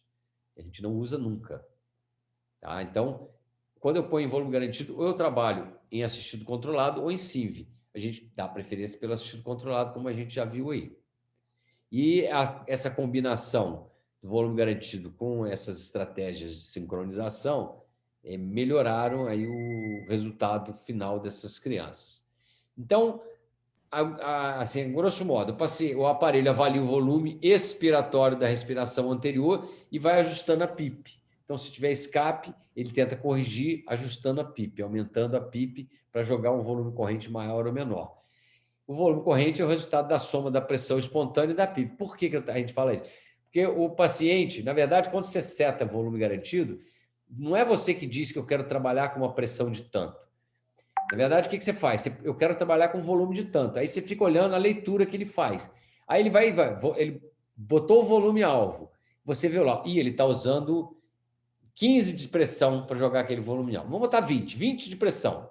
Aí eu vou lá e ponho como medida de segurança 3 a 5 centímetros de água acima do que ele está usando, só para evitar que em algum momento que a criança respire muito forte junto com o respirador, que essa pressão ultrapasse a pressão que o respirador está precisando para usar, para jogar aquele volume corrente. Então, a gente tem que estar sempre ligado nisso. Os trabalhos mostram o seguinte: se uma pessoa respirasse o tempo inteiro com o mesmo volume corrente fixo, ia ter áreas do pulmão que estão mais fechadas, que não seriam ventiladas, e aí ela poderia telectasiar. Por isso que a variação de pressão e, consequentemente, de volume de uma ventilada com outra, isso vai ocorrer porque o aparelho programa uma coisa, a criança tem um movimento espontâneo de respiração. Então, se tem um somatório da pressão que ele está gerando com a pressão da criança. Isso gera alguma variação no volume corrente. Então, o volume-alvo ele vai ficar ali perto dele. E eles mostram que essa variação evita que você feche algumas áreas mais doentes do pulmão da criança. Então, primeira coisa, quando vai botar em volume garantido, a gente escolhe qual o modo sincronizado que a gente quer. Geralmente é assistido controlado. Alguns usam no volume garantido aquilo. É assistido controlado na fase inicial da doença e SINV quando você vai vendo que esse paciente está chegando mais perto do desmame. E como é que eu vou me basear para escolher o volume corrente? Alguém perguntou? Chimé. Deixa eu te perguntar, a criança quando está no assistido controlado, ela tem que estar sedada ou não necessariamente? Não, ela não deve estar. Não deve. Não deve. Todas essas estratégias sincronizadas, você precisa do paciente participando. Acordado. Isso aí. São ventilações assistidas. Tá? Entendi. Se o paciente tiver um pediátrico que você ceda e apaga ele, às vezes ele nem respira, ele fica dependendo do respirador, isso não adianta você botar em assistido controlado, sim, porque ele vai respirar o quanto de frequência você determinou. Ele não vai participar. Ok? Então, o volume alvo que você vai escolher vai depender da doença, do tamanho do doente. Eu vou mostrar mais ou menos uma tabelinha que tem aí de sugestão. Aí, a pessoa que está botando os parâmetros escolhe qual é o volume corrente alvo e aí o aparelho ligou o aparelho para funcionar, ele já, na primeira vez que ele joga volume corrente dentro do pulmão dessa criança, se ele encontrar um pulmão muito doente, ele vai precisar de uma pressão maior e ele vai te mostrar qual é a pressão que ele usou. Aí você vai lá e limita a pressão, limite 3 a 5 acima daquela pressão que o aparelho usou para jogar aquele volume corrente. Você põe um PEP, é importante lembrar isso, o PEP é o que garante a capacidade residual funcional. Então, na verdade, a gente põe um PEP, eu quero trabalhar com PEP de 6, então ele vai sempre manter aquela pressão positiva final para garantir o recrutamento. E a frequência, você vai, como ele está sincronizado, a frequência geralmente você pode botar aí perto daquilo que o paciente usa. Uma criança a termo, eles põem assim, a termo usaria 30, eu botaria 40, eu botaria 30, botaria 10 abaixo, só seria o que eles chamam de backup. Se o paciente, por algum motivo, entrar em apneia, o aparelho vai respirar com aquela frequência de backup que você colocou. Ok?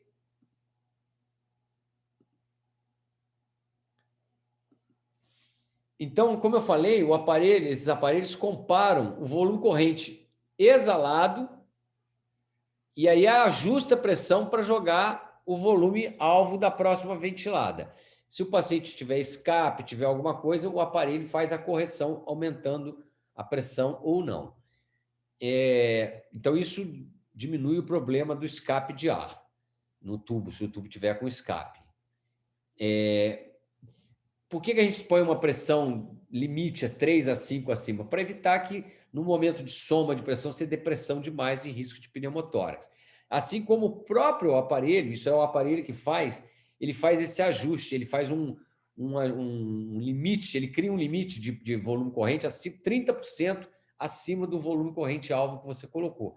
Então, se você botou lá para ele ventilar o volume corrente de 5 por minuto, de 5 ml por quilo, a criança tem 2 quilos, seria um volume corrente de 10. O aparelho, ele automaticamente não deixa ele passar de 13, por exemplo, de volume alvo. Ele cria um limite para evitar o volutrauma. Então, ele pensa extremamente em proteger o pulmão. Isso é uma tabela que a gente usa lá, é até um trabalho do Guilherme, já tem alguns anos. Dependendo do peso da doença da criança, você vai trabalhar com esses volumes correntes que vocês estão vendo aí. E você determina o volume corrente. Quando é que eu desmamo essas crianças? Como é que eu faço o desmame? Na verdade, você não precisa ficar diminuindo o volume corrente. A menos que o paciente, você botou lá um volume corrente dentro dessa tabela, você fez uma gás, ele está ventilando demais, o PCO2 está muito baixo. Aí você pode até baixar o volume corrente, mas não é habitual desmamar volume corrente. O volume mínimo que você chega é em torno de 4, nunca vai muito abaixo disso. Então, não precisa ficar baixando o volume corrente. O que você baixa, então, na verdade? Na verdade, você não precisa, você baixa basicamente FiO2 e o paciente, quando ele chega num volume corrente, numa pressão, quando você vê que ele está usando pressão entre 12 a 16 para jogar o volume corrente que você programou, se ele começou usando 20, 22 de pressão, a criança vai melhorando, no segundo dia, você foi lá olhar, a criança, olha, com aquele mesmo volume corrente, agora ela está precisando de 12 a 16 pressão no máximo. É a hora que você tem para extubar esse doente. Então, você no desmame, você só baixa praticamente a FiO2, você não precisa ficar baixando nada mais, só vai baixar o volume corrente se ele estiver fazendo muita, hiperventilando demais, e extubar é quando ele está usando pressão baixa para jogar aquele mesmo volume alvo dentro do pulmão. É a hora dele sair do respirador. Então, para você ter sucesso no volume garantido, você tem que minimizar o extravasamento de gás, mesmo que o respirador compense essas perdas, mas usar tubo mais próximo do ideal, abaixo de 1,5 kg, 2,5 entre 1 e quilo, 3, 3,5, 4, então mais próximo do ideal. Lembrar sempre de botar aquela pressão 3 a 5 de limite acima daquilo que o respirador está usando para jogar o volume corrente. Selecionar o volume corrente de acordo com o peso, de acordo com a doença do paciente. Mas o que você tem que pensar aí, importante?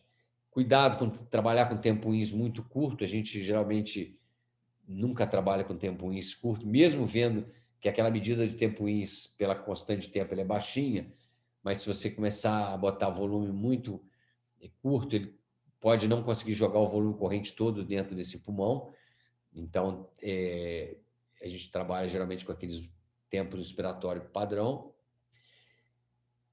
Aí tem caso a criança em volume garantido tem a piora da taquipneia, começa a saturar mal, a pressão está sempre ventilando, a leitura de pressão está sempre muito baixa, você tem que ver exatamente se está com pouco PEP, que não está garantindo o recrutamento desse pulmão, se o volume corrente que você determinou nesse pulmão está muito baixo, se ele está tendo muito extravasamento, aí você está pensando num volume, mas o que chega é muito aquém. Então, esses são os motivos principais para você pensar quando a coisa não está funcionando de forma adequada.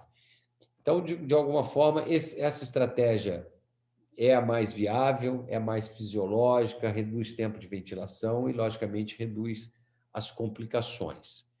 Na ventilação, agora eu vou acelerar um pouquinho, porque aí já coisas que nós já falamos, nos parâmetros, né, que a gente trabalha em limitada pressão controlada a tempo, geralmente assistido controlado, os parâmetros que a gente usa são FiO2, frequência, relação WINS, porque a gente trabalha mais com tempo WINS, PEP, PIP ou pressão acima da PEP, dependendo do respirador. Lembrar que a MAP é que determina a oxigenação. E a MAP, na verdade, é o resultado desses parâmetros. Qualquer um desses parâmetros que você aumentar, aumenta a MAP. Por quê? A MAP, para entender melhor, seria a área abaixo dessa curva do ciclo respiratório aqui nesse gráfico. Aqui vem, ó, ele vem, inspirou, jogou a tempo inspiratório, manteve, expirou, até aqui no final, e manteve uma PEP aqui. Então, se aumentar a PEP, eu aumento, se aumentar o tempo INS, eu aumento, se aumentar a PIP, eu aumento, qualquer desses parâmetros que você aumentar, aumenta a MAP. Quanto maior a MAP, melhor oxigênio, mas mais risco de lesão pulmonar. A relação, a gente não trabalha, a maioria dos respiradores não trabalha com relação, relação é o resultado, ele te mostra qual é, a gente trabalha com tempo INS, e recém-nascido, então, lembrar que a gente trabalha com tempo INS 0,4 a 0,5, na grande maioria das vezes, 0,6, só que aqueles recém-nascidos já estão chegando aí perto de final de um mês. E aí, crianças maiores, você tem que lembrar que o tempo inspiratório são mais longos, né? Lactente, de 0,6 a 1, crianças aí pré-escolar, escolar, de 1 a 1,2, e até um adolescente que chega aí a 1,5 segundo, mais ou menos. Não pode esquecer isso. Lembrar que a PEP, ela previne o colapso, mas não é ela que recruta, né? A não ser que se use estratégias para isso, que a gente não faz muito. A PIP abre o pulmão, a PEP garante um pulmão aberto.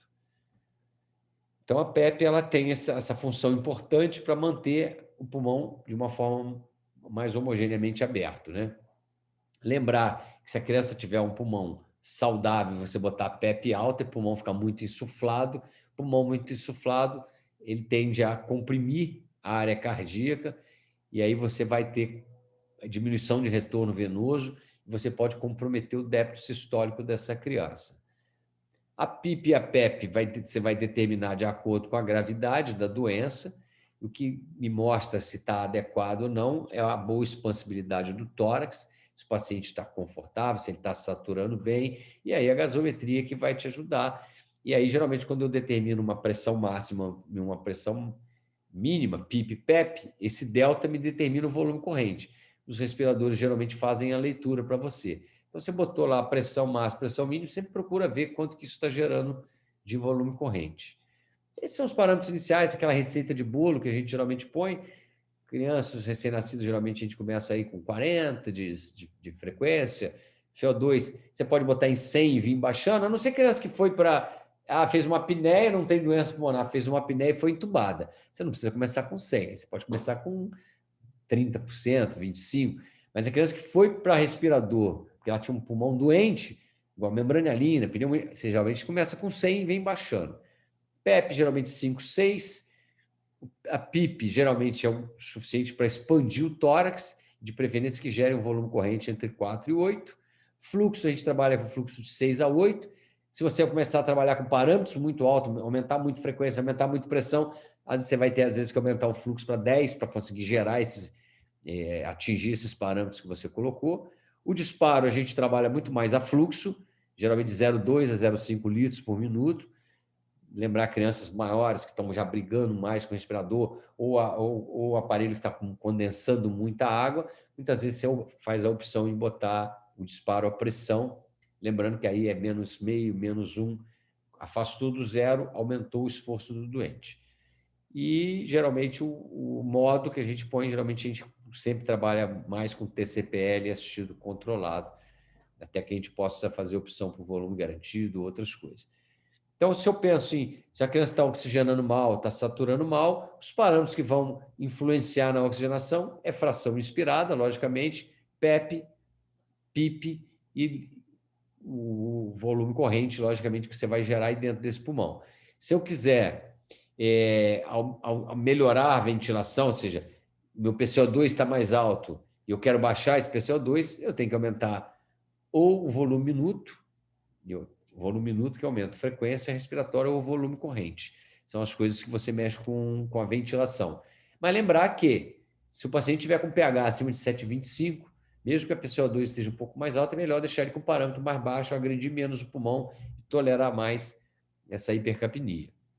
A monitorização, as curvas mais classicamente usadas, a de volume e pressão e a de volume... Oi? Tem uma pergunta no chat. Diga. CPAP e bolha não condiz com PEP um pouco mais alta, exemplo de 7? Ou você já teve algum caso que isso aconteceu? Eu não entendi muito a pergunta. O CPAP em bolha, geralmente, você começa com 5, 6 e, de um modo geral, você pode chegar até 8. Até uma vez eu conversei isso com a Fernanda. Às vezes Lá na ProBaby, normalmente, a gente deixa em 6, né? Dependendo, a gente aumenta. Mas a gente inicia com 5.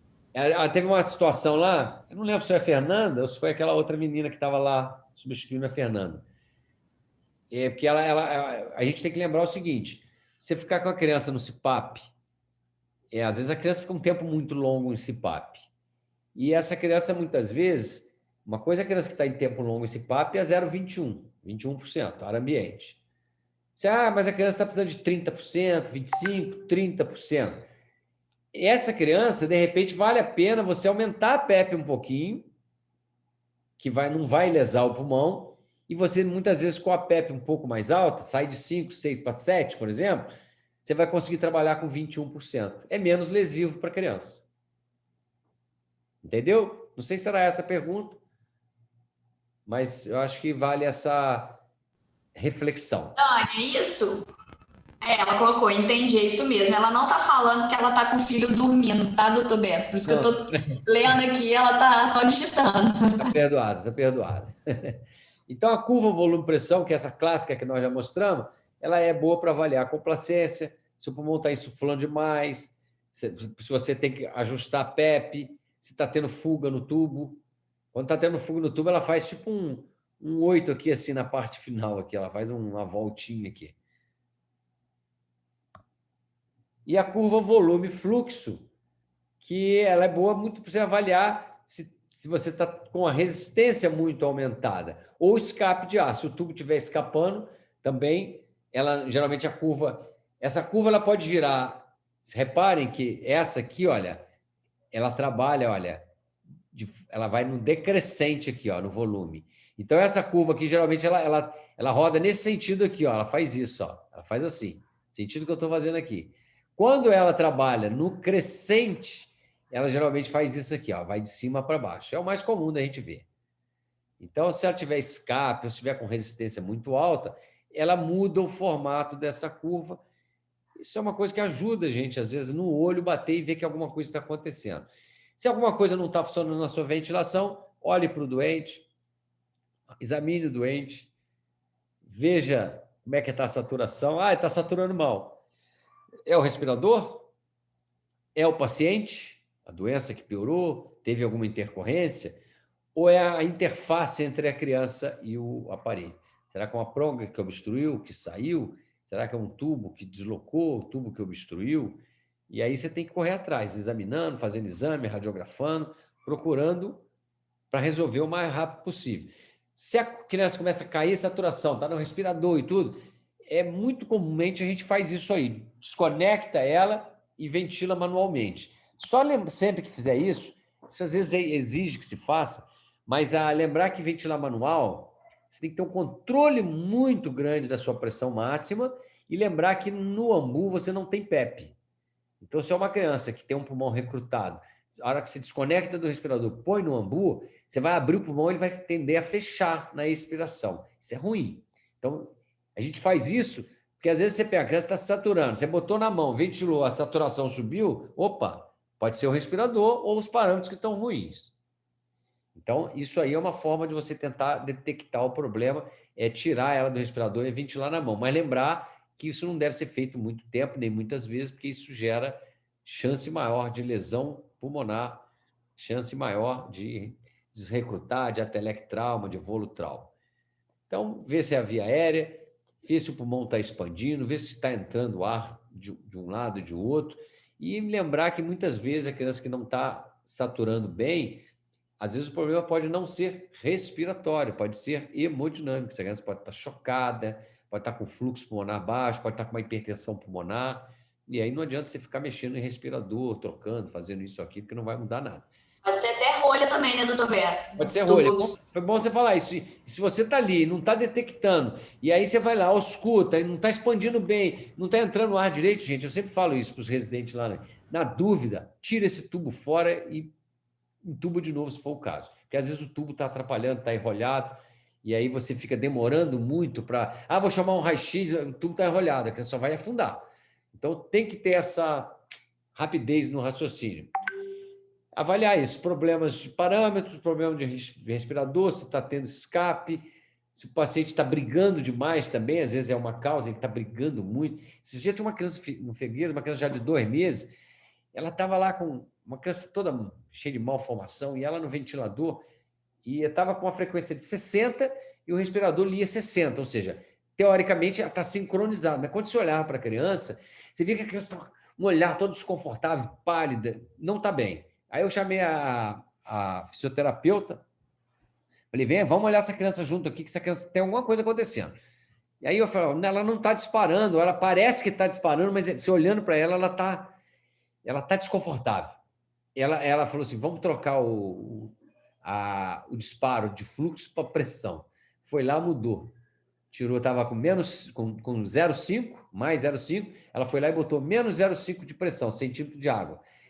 Gente, mas foi assim, imediatamente. Quando botou isso, o respirador conseguiu fazer leitura do movimento respiratório da criança, e aí a cara da criança mudou na mesma hora, a cor da criança mudou, e aí a criança, gente, acordou, ela quase que se ela falasse, ela ia falar assim, por graças a Deus que fizeram isso por mim. Então, tem que ser, senão essas crianças ficam ali hipóxia, gerando desconforto, brigando, e às vezes um problema de manuseio de parâmetro, a gente tem que realmente ter rapidez para diminuir a chance de problema. Então, essa interação doente-ventilador, como eu mostrei aqui, é a primeira coisa, ver se não é o problema de reconhecimento, ver se ela não está disparando, se a estratégia que você está colocando às vezes não está legal, muda. Ontem mesmo eu fiz isso, uma criança estava no ventilador com disparo a fluxo, uma criança pequena, não, uma criança nem era muito pequena, um cardiopata lá. E aí eu olhei, o respirador estava cheio de água dentro do circuito, todo condensado. Eu mudei para pressão, a criança respondeu melhor, ficou mais confortável, parou de brigar um pouco com o respirador. Então, a gente tem que estar ligado em vários aspectos. Lembrar que hipercapnia permissiva, que é, qual é a PCO2 normal? 35, 45. Aí você faz uma gaso. 50. Vou aumentar a frequência ou vou aumentar o ΔP para baixar essa... Vale a pena? Como é que está o pH? Então, se você tiver um PCO2 mais alto, com pH acima de 7,25, mesmo que ele esteja um pouco ácido, não fique querendo aumentar parâmetro para botar pH dentro, PCO2 dentro do normal. Desculpa. E a hipoxemia permissiva é a mesma coisa. A gente já trabalha com essa saturação alvo aí em 90, 94, justamente para você não deixar essas crianças ficarem 95, 98, 100%, que certamente você está dando mais O2 do que ela está precisando. Isso é um trabalho que o Guilherme fez logo que ele chegou no Canadá, junto com o pessoal lá. Tem uma classe que não é fisioterapeuta, é um terapeuta respiratório, que dá plantão dentro da UTI, fica dentro da UTI com os médicos 24 horas. E a função deles é só mexer com a parte ventilatória. Tem muito isso no Canadá e nos Estados Unidos. Quando ele chegou no Canadá, esses terapeutas respiratórios estavam pensando em fazer um trabalho para criar um protocolo de desmame. Ele até confessou que ele inicialmente achou que isso não fosse dar certo. E aí eles tocaram esse trabalho e, para surpresa deles, o protocolo, as crianças que seguiram o protocolo realmente ficaram menos tempo ventilados, foram estubados mais rápido, mostrando que essa coisa do desmame ser médico dependente não é uma coisa muito boa, porque você tem uma variação muito grande de comportamento do médico plantonista em relação à ventilação mecânica. Tem aqueles que olham para a saturação, vê que ela está boa e pensa assim, vou mexer o mínimo possível para não ter problema. Tem aquele que vai lá, olha, fala, não, vou tentar baixar mais esses parâmetros, que essa criança está muito assistida. Isso muda o tempo de ventilação de uma criança. Eu vou só estubar quando ele chegar, não sei. Então, essas coisas, às vezes, retardam o tempo que você vai usar para estubar e, logicamente, quem paga o preço disso é a criança. Então, a retirada da criança da ventilação... Oi? observação sobre esse. Você pode voltar o slide, fazendo favor? Esse? Isso. Essa frase que ele coloca em cima, essa observação dele, é muito importante. Eu estava falando sobre isso semana passada com algumas pessoas da equipe, que olha, ele está falando de ventilação mecânica, mas eu falo no geral. Eu tenho percebido isso, a gente está com uma dificuldade de falar a mesma língua. Um faz uma coisa, e eu digo no geral, da equipe toda, né? E falando sobre ventilação mecânica, você chega no plantão, fez de um jeito no CPAP, aí o outro pega o plantão e fala, não, mas eu não gosto de fazer assim, eu vou fazer assado. Então, assim, a gente podia ver para montar um protocolo de orientações, de condutas, para a gente poder, né, tentar seguir o máximo possível falar a mesma língua, porque isso é benefício para a criança, né? Sem dúvida. Os protocolos têm essas vantagens. Assim, criar protocolos facilita toda uma equipe, não tenha dúvida disso. Exatamente. E assim, falando de mudar, às vezes, o modo ventilatório, a gente da enfermagem, a gente não tem essa autonomia, né? Mas a gente entende bem a dinâmica de tudo, né? Então, às vezes, a gente quer sugerir alguma coisa que não é bem aceito, justamente porque o médico fala assim, não, gente, deixa a criança quieta, não mexe na criança, né? Então, assim, a gente tentar mudar esse olhar, porque às vezes né, vai ser bom, às vezes a gente ouvir o colega, né? A enfermagem, no caso, que não tem autonomia para fazer certos tipos de procedimento, mas que entende um pouco daquilo, né, que está acontecendo. Concordo plenamente, tem que participar sempre que possível, perguntar, tentar entender, porque isso aí ajuda realmente as pessoas a despertarem essa questão aí. E é uma equipe, né, gente? Então, assim, lógico, cada um tem suas funções, mas tem aquelas funções que são de um todo, né? E ela vai ter um resultado melhor ou pior, quanto mais... É igual o aparelho sincronizado com o doente. Se a equipe não tiver sincronizado um com o outro, a chance de dar aquela curva esquisita é muito grande. É isso aí que a frase fala. É importante que não se faça cada um do seu jeito. As UTIs devem considerar estabelecimento de protocolos. Vamos tirar a ventilação aí, como uma das estratégias para melhorar o cuidado. Isso aí. Ótimo. Então, quanto mais rápido você estubar, melhor para o doente, logicamente. Isso não é 340% não, tá, gente?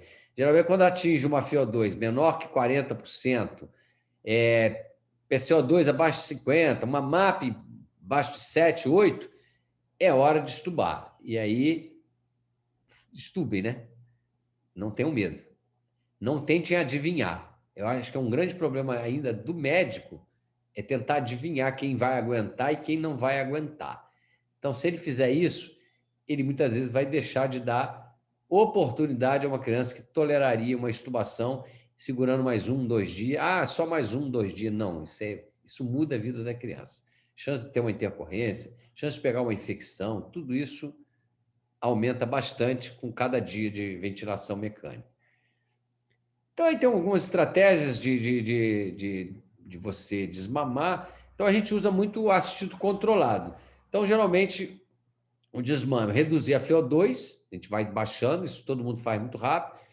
Lembrar que o que mais agride é pressão, então, dentro do possível, trabalhar sempre com... a criança está ventilando muito, está oxigenando bem, baixa a PIP. Vai buscando qual é a mínima... Faz aquilo que o respirador em volume garantido faz. Qual é a PIP mínima para ser eficiente? É isso que o médico tem que tentar fazer.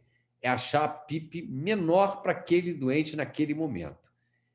E as frequências. E aí a gente tem que tomar cuidado, que crianças às vezes estão com tubos pequenos. Esse menino mesmo que está aí com a gente, esse pequenininho, essa criança, a primeira vez que eu falei para estubar, essa criança está com parâmetro baixo, está tendo umas quedas de saturação.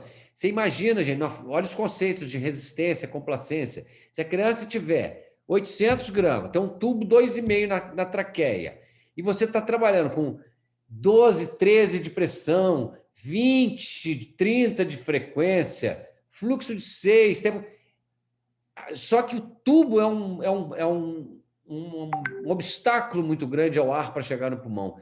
E a criança que você está botando 20, mas o resto é ela que respira. Só que as respiradas dela num tubo, com pouca assistência, tem toda a chance dela começar a dar sinais de cansaço.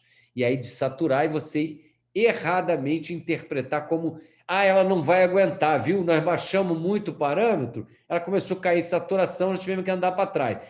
Aí eu sempre falo assim, foi isso? Então tira o tubo e põe... Eu não estou mandando tirar o tubo e deixar a criança respirando em ar ambiente sem nada. Tira o tubo e põe ela numa VNI ou num Bubble CPAP, que às vezes é mais do que o suficiente e você vai trabalhar com um dispositivo que tem uma resistência muito mais baixa. E aí, muitas vezes, você consegue sucesso na extubação. Prona é uma estratégia que se usa para a gente muito fácil, muito difícil para paciente adulto, né? Imagina pegar um obeso e virar ele numa cama e não deu certo, volta tudo para trás, horrível. Mas, lógico, é uma estratégia importante, porque o coração se afasta do pulmão, você melhora a perfusão em algumas áreas do pulmão que estavam mal perfundidas e colapsadas. Então, assim, crianças, às vezes, a gente vai e volta nessa posição com muito mais facilidade, então não tem por que não tentar em alguns casos. As complicações, né, são já clássicas, toxicidade de oxigênio, barotrauma, volutrauma, pneumotórax, pneumonias associadas à ventilação, outras infecções, muito tempo com sedação. A gente, felizmente, em NEL, a gente trabalha com mínimo de sedação, a não ser casos graves de hipertensão pulmonar, alguma coisa nesse sentido.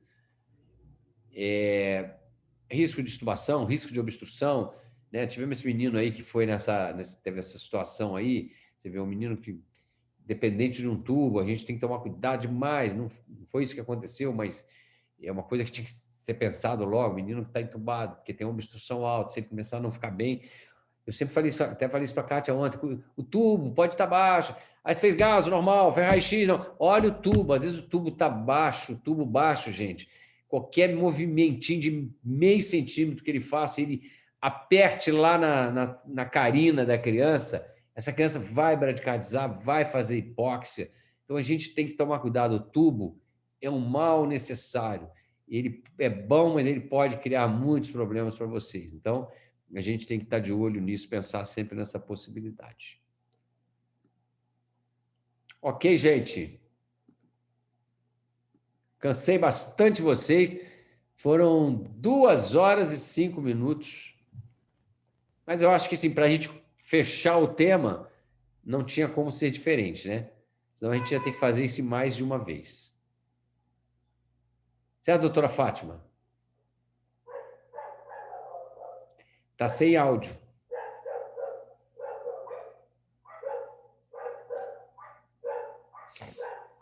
Oi, não, estou dizendo que foi ótimo. Que bom. Bom demais. É sempre bom revisar isso, né? Não, ventilação mecânica você estuda 20 mil vezes e cada vez que você estuda, você fixa uma coisa a mais e eu digo que nunca é demais, né? Isso aí. Que é bem complexo, né? E na hora que a gente põe na prática é mais difícil ainda. Isso aí. Usar esses conceitos na prática é um desafio. E uma coisa até que eu comentei no chat aí, que é uma coisa assim que eu acho que a gente tem que sempre frisar muito, porque principalmente nos serviços que a gente tem, né? A questão da rotina, onde os plantonistas realmente seguem aquela coisa da rotina e tudo mais, também não levar isso muito a ferro e fogo, porque existem situações que são dinâmicas, né? É o que eu falo. Um manuseio de uma mina, um manuseio de uma ventilação mecânica, não é a rotina que está lá em casa, né? Orientando pelo telefone, que tem que dizer o que você tem que fazer. Você está ali, você tem que ter autonomia, porque é uma coisa dinâmica. Então, chegar no plantão, o doente está bem no respirador. Então deixa quieto esses parâmetros, não é isso aí. É avaliar e ver se ele, de repente, tolera menos que aquilo, né? Eu comentei até isso no Zap. A dinâmica e a assistência não pode ser diferente, né? Exatamente, isso aí. Isso aí. Principalmente doenças agudas, que a gente sabe que vai melhorar e a gente tem que correr atrás dessa melhora. Diferente de um paciente gravíssimo, né? Aí você não vai ficar mexendo. É difícil ventilar e você dá um tempo para ele. Aí, acho que não é a nossa realidade, né? Não tem mágica, né? Isso aí, gente. Gente, ó. Eu quero fazer uma observação final também, posso? Rapidinho. Deve. Sobre o koala, que a gente implantou, né? Quando teve toda aquela história do koala, né? Do oxigênio. Nome, não vinha na minha cabeça de jeito nenhum esse koala. Perdeu, até anotei aqui, ó, meu primeiro tópico, koala, que eu falei, eu vou falar sobre isso. Que é uma coisa que se perdeu na ProBaby. O koala está ficando dentro da caixinha, não está ficando nas crianças que estão em algum modo ventilatório. Então, a gente reforçar isso com a equipe, eu acho que isso é aquilo que você falou, Beto, é o papel de todos, né? Todo mundo que viu uma criança que está no oxigênio, que está sem o koala, está lá com 40%, 50% de VO2, saturando 100%, né? E a gente não está se atentando. Então, assim, colocar sempre o koala para a gente poder não deixar a criança saturando 100% com uma VO2 alta. Vamos resgatar. Isso aí. Isso aí. Ok, gente? Resgata o koala, compra o assistido garantido, né? Não, é volume garantido. Isso. Jesus Cristo. E a outra coisa, esqueci. Já deu tilt. Gente, eu quero fazer uma pergunta. Dessas duas coisas já tá bom. A outra coisa é a Adriana ir lá para baixo da plantão com a gente. Rui, é tudo fake news, amiga. O povo vai pirar. De vez em quando o neurônio... A doutora Cristiane, o povo já pira. Imagina com a doutora Adriana, Jesus. Nossa, quero fazer uma pergunta. Doutora Fátima, coitada do sobreaviso, eu e você, nós estamos lascadas. Eles vão ter que me ensinar tudo. Tipo assim, espirrou. O que eu faço, gente? Não desejo isso. Isso aí. A Dani, acho que quer fazer uma pergunta. Dani quer fazer uma pergunta. Doutor Beto, boa noite. Ótima aula, tá? Fiquei escutando você de baixinho para não acordar meu filho, mas agora eu precisei vir para o quintal, estou no escuro, que eu preciso fazer uma pergunta. Olha só, eu queria fazer uma pergunta, não sei se é uma pergunta boba, mas eu queria tirar essa dúvida. Existe algum ventilador que ele não faça VNI? Porque, assim, às vezes a gente pega um tipo de profissional, exemplo, esse respirador não faz VNI, não faz CPAP, só no tubo. Isso existe? Existe algum ventilador que não faça o CPAP? Tipo ele só está lá na ProBaby. Eu nunca vi. Eu acho que até existe, não sei te dizer, mas eu acho que existe. Por exemplo, o Monal, ele faz CPAP? Não sei te dizer. Mas eu acho que o Dixtal, gente, a gente evita isso porque a gente não consegue limitar o fluxo dele. Ele trabalha com fluxo próprio, por isso que a gente nem usa ele quando a gente está com óxido nítrico, por exemplo. É o fluxo de demanda. Então eu acho que por isso que nele a gente não faz CPAP. Entendi, porque eu nunca vi colocar ele no Dixtal. Colocar a VNI no Dixtal. Ele tem que trabalhar com fluxo contínuo. Você determinar o fluxo. Porque antigamente... Mas eu acho que ela está falando do VNI, Beto. Hein? Ela está falando do VNI. Tá, VNI. Mas o VNI... VNI. Contínuo, e aí no VNI, no Dixtal, você não consegue colocar o fluxo. Porque se eu usar fluxo de demanda em nariz é um horror, né? Porque ele faz... Dando aquele sopro no nariz, ninguém aguenta aquilo. Além de incomodar, turbilhona muito. Você acaba não chegando dentro do pulmão, né? Como você gostaria. Isso, eu acho que é isso, né? Isso não, Dani? Não, é isso. E assim, eu acho que até os médicos mesmo nem gostam de usar. Eu acho que é nem porque não sabe usar, não. Sabe usar. Mas é por conta dessa questão que a senhora falou aí. Parece que o respirador fica alarmando o tempo todo e a gente não consegue resolver, tem escape maior de ar. E assim, tem alguns respiradores mesmo que eu não vejo fazer CPAP, não vejo fazer VNI, só ventilação mecânica. Aí eu fiquei nessa dúvida, será que esse respirador realmente não faz esse tipo de ventilação? Ou é a opção da equipe médica por N motivos? Um exemplo seria ficar alarmando muito tempo, entendeu? Entendi. Eu acho que é mais isso, essa questão do fluxo, né, Beto? Quando a gente não consegue limitar o fluxo. Mas tem hora que a gente também bota aquele respirador de lado que não para de apitar, você também não sabe por que ele está apitando. Nossa. Também tem isso, né? É horrível. É. Né? Máquina é máquina, né? Isso aí. Gente. Obrigada. Eu que agradeço a presença de vocês. A aula está gravada. Daqui a pouco eu mando o link para vocês aí. Tá bom?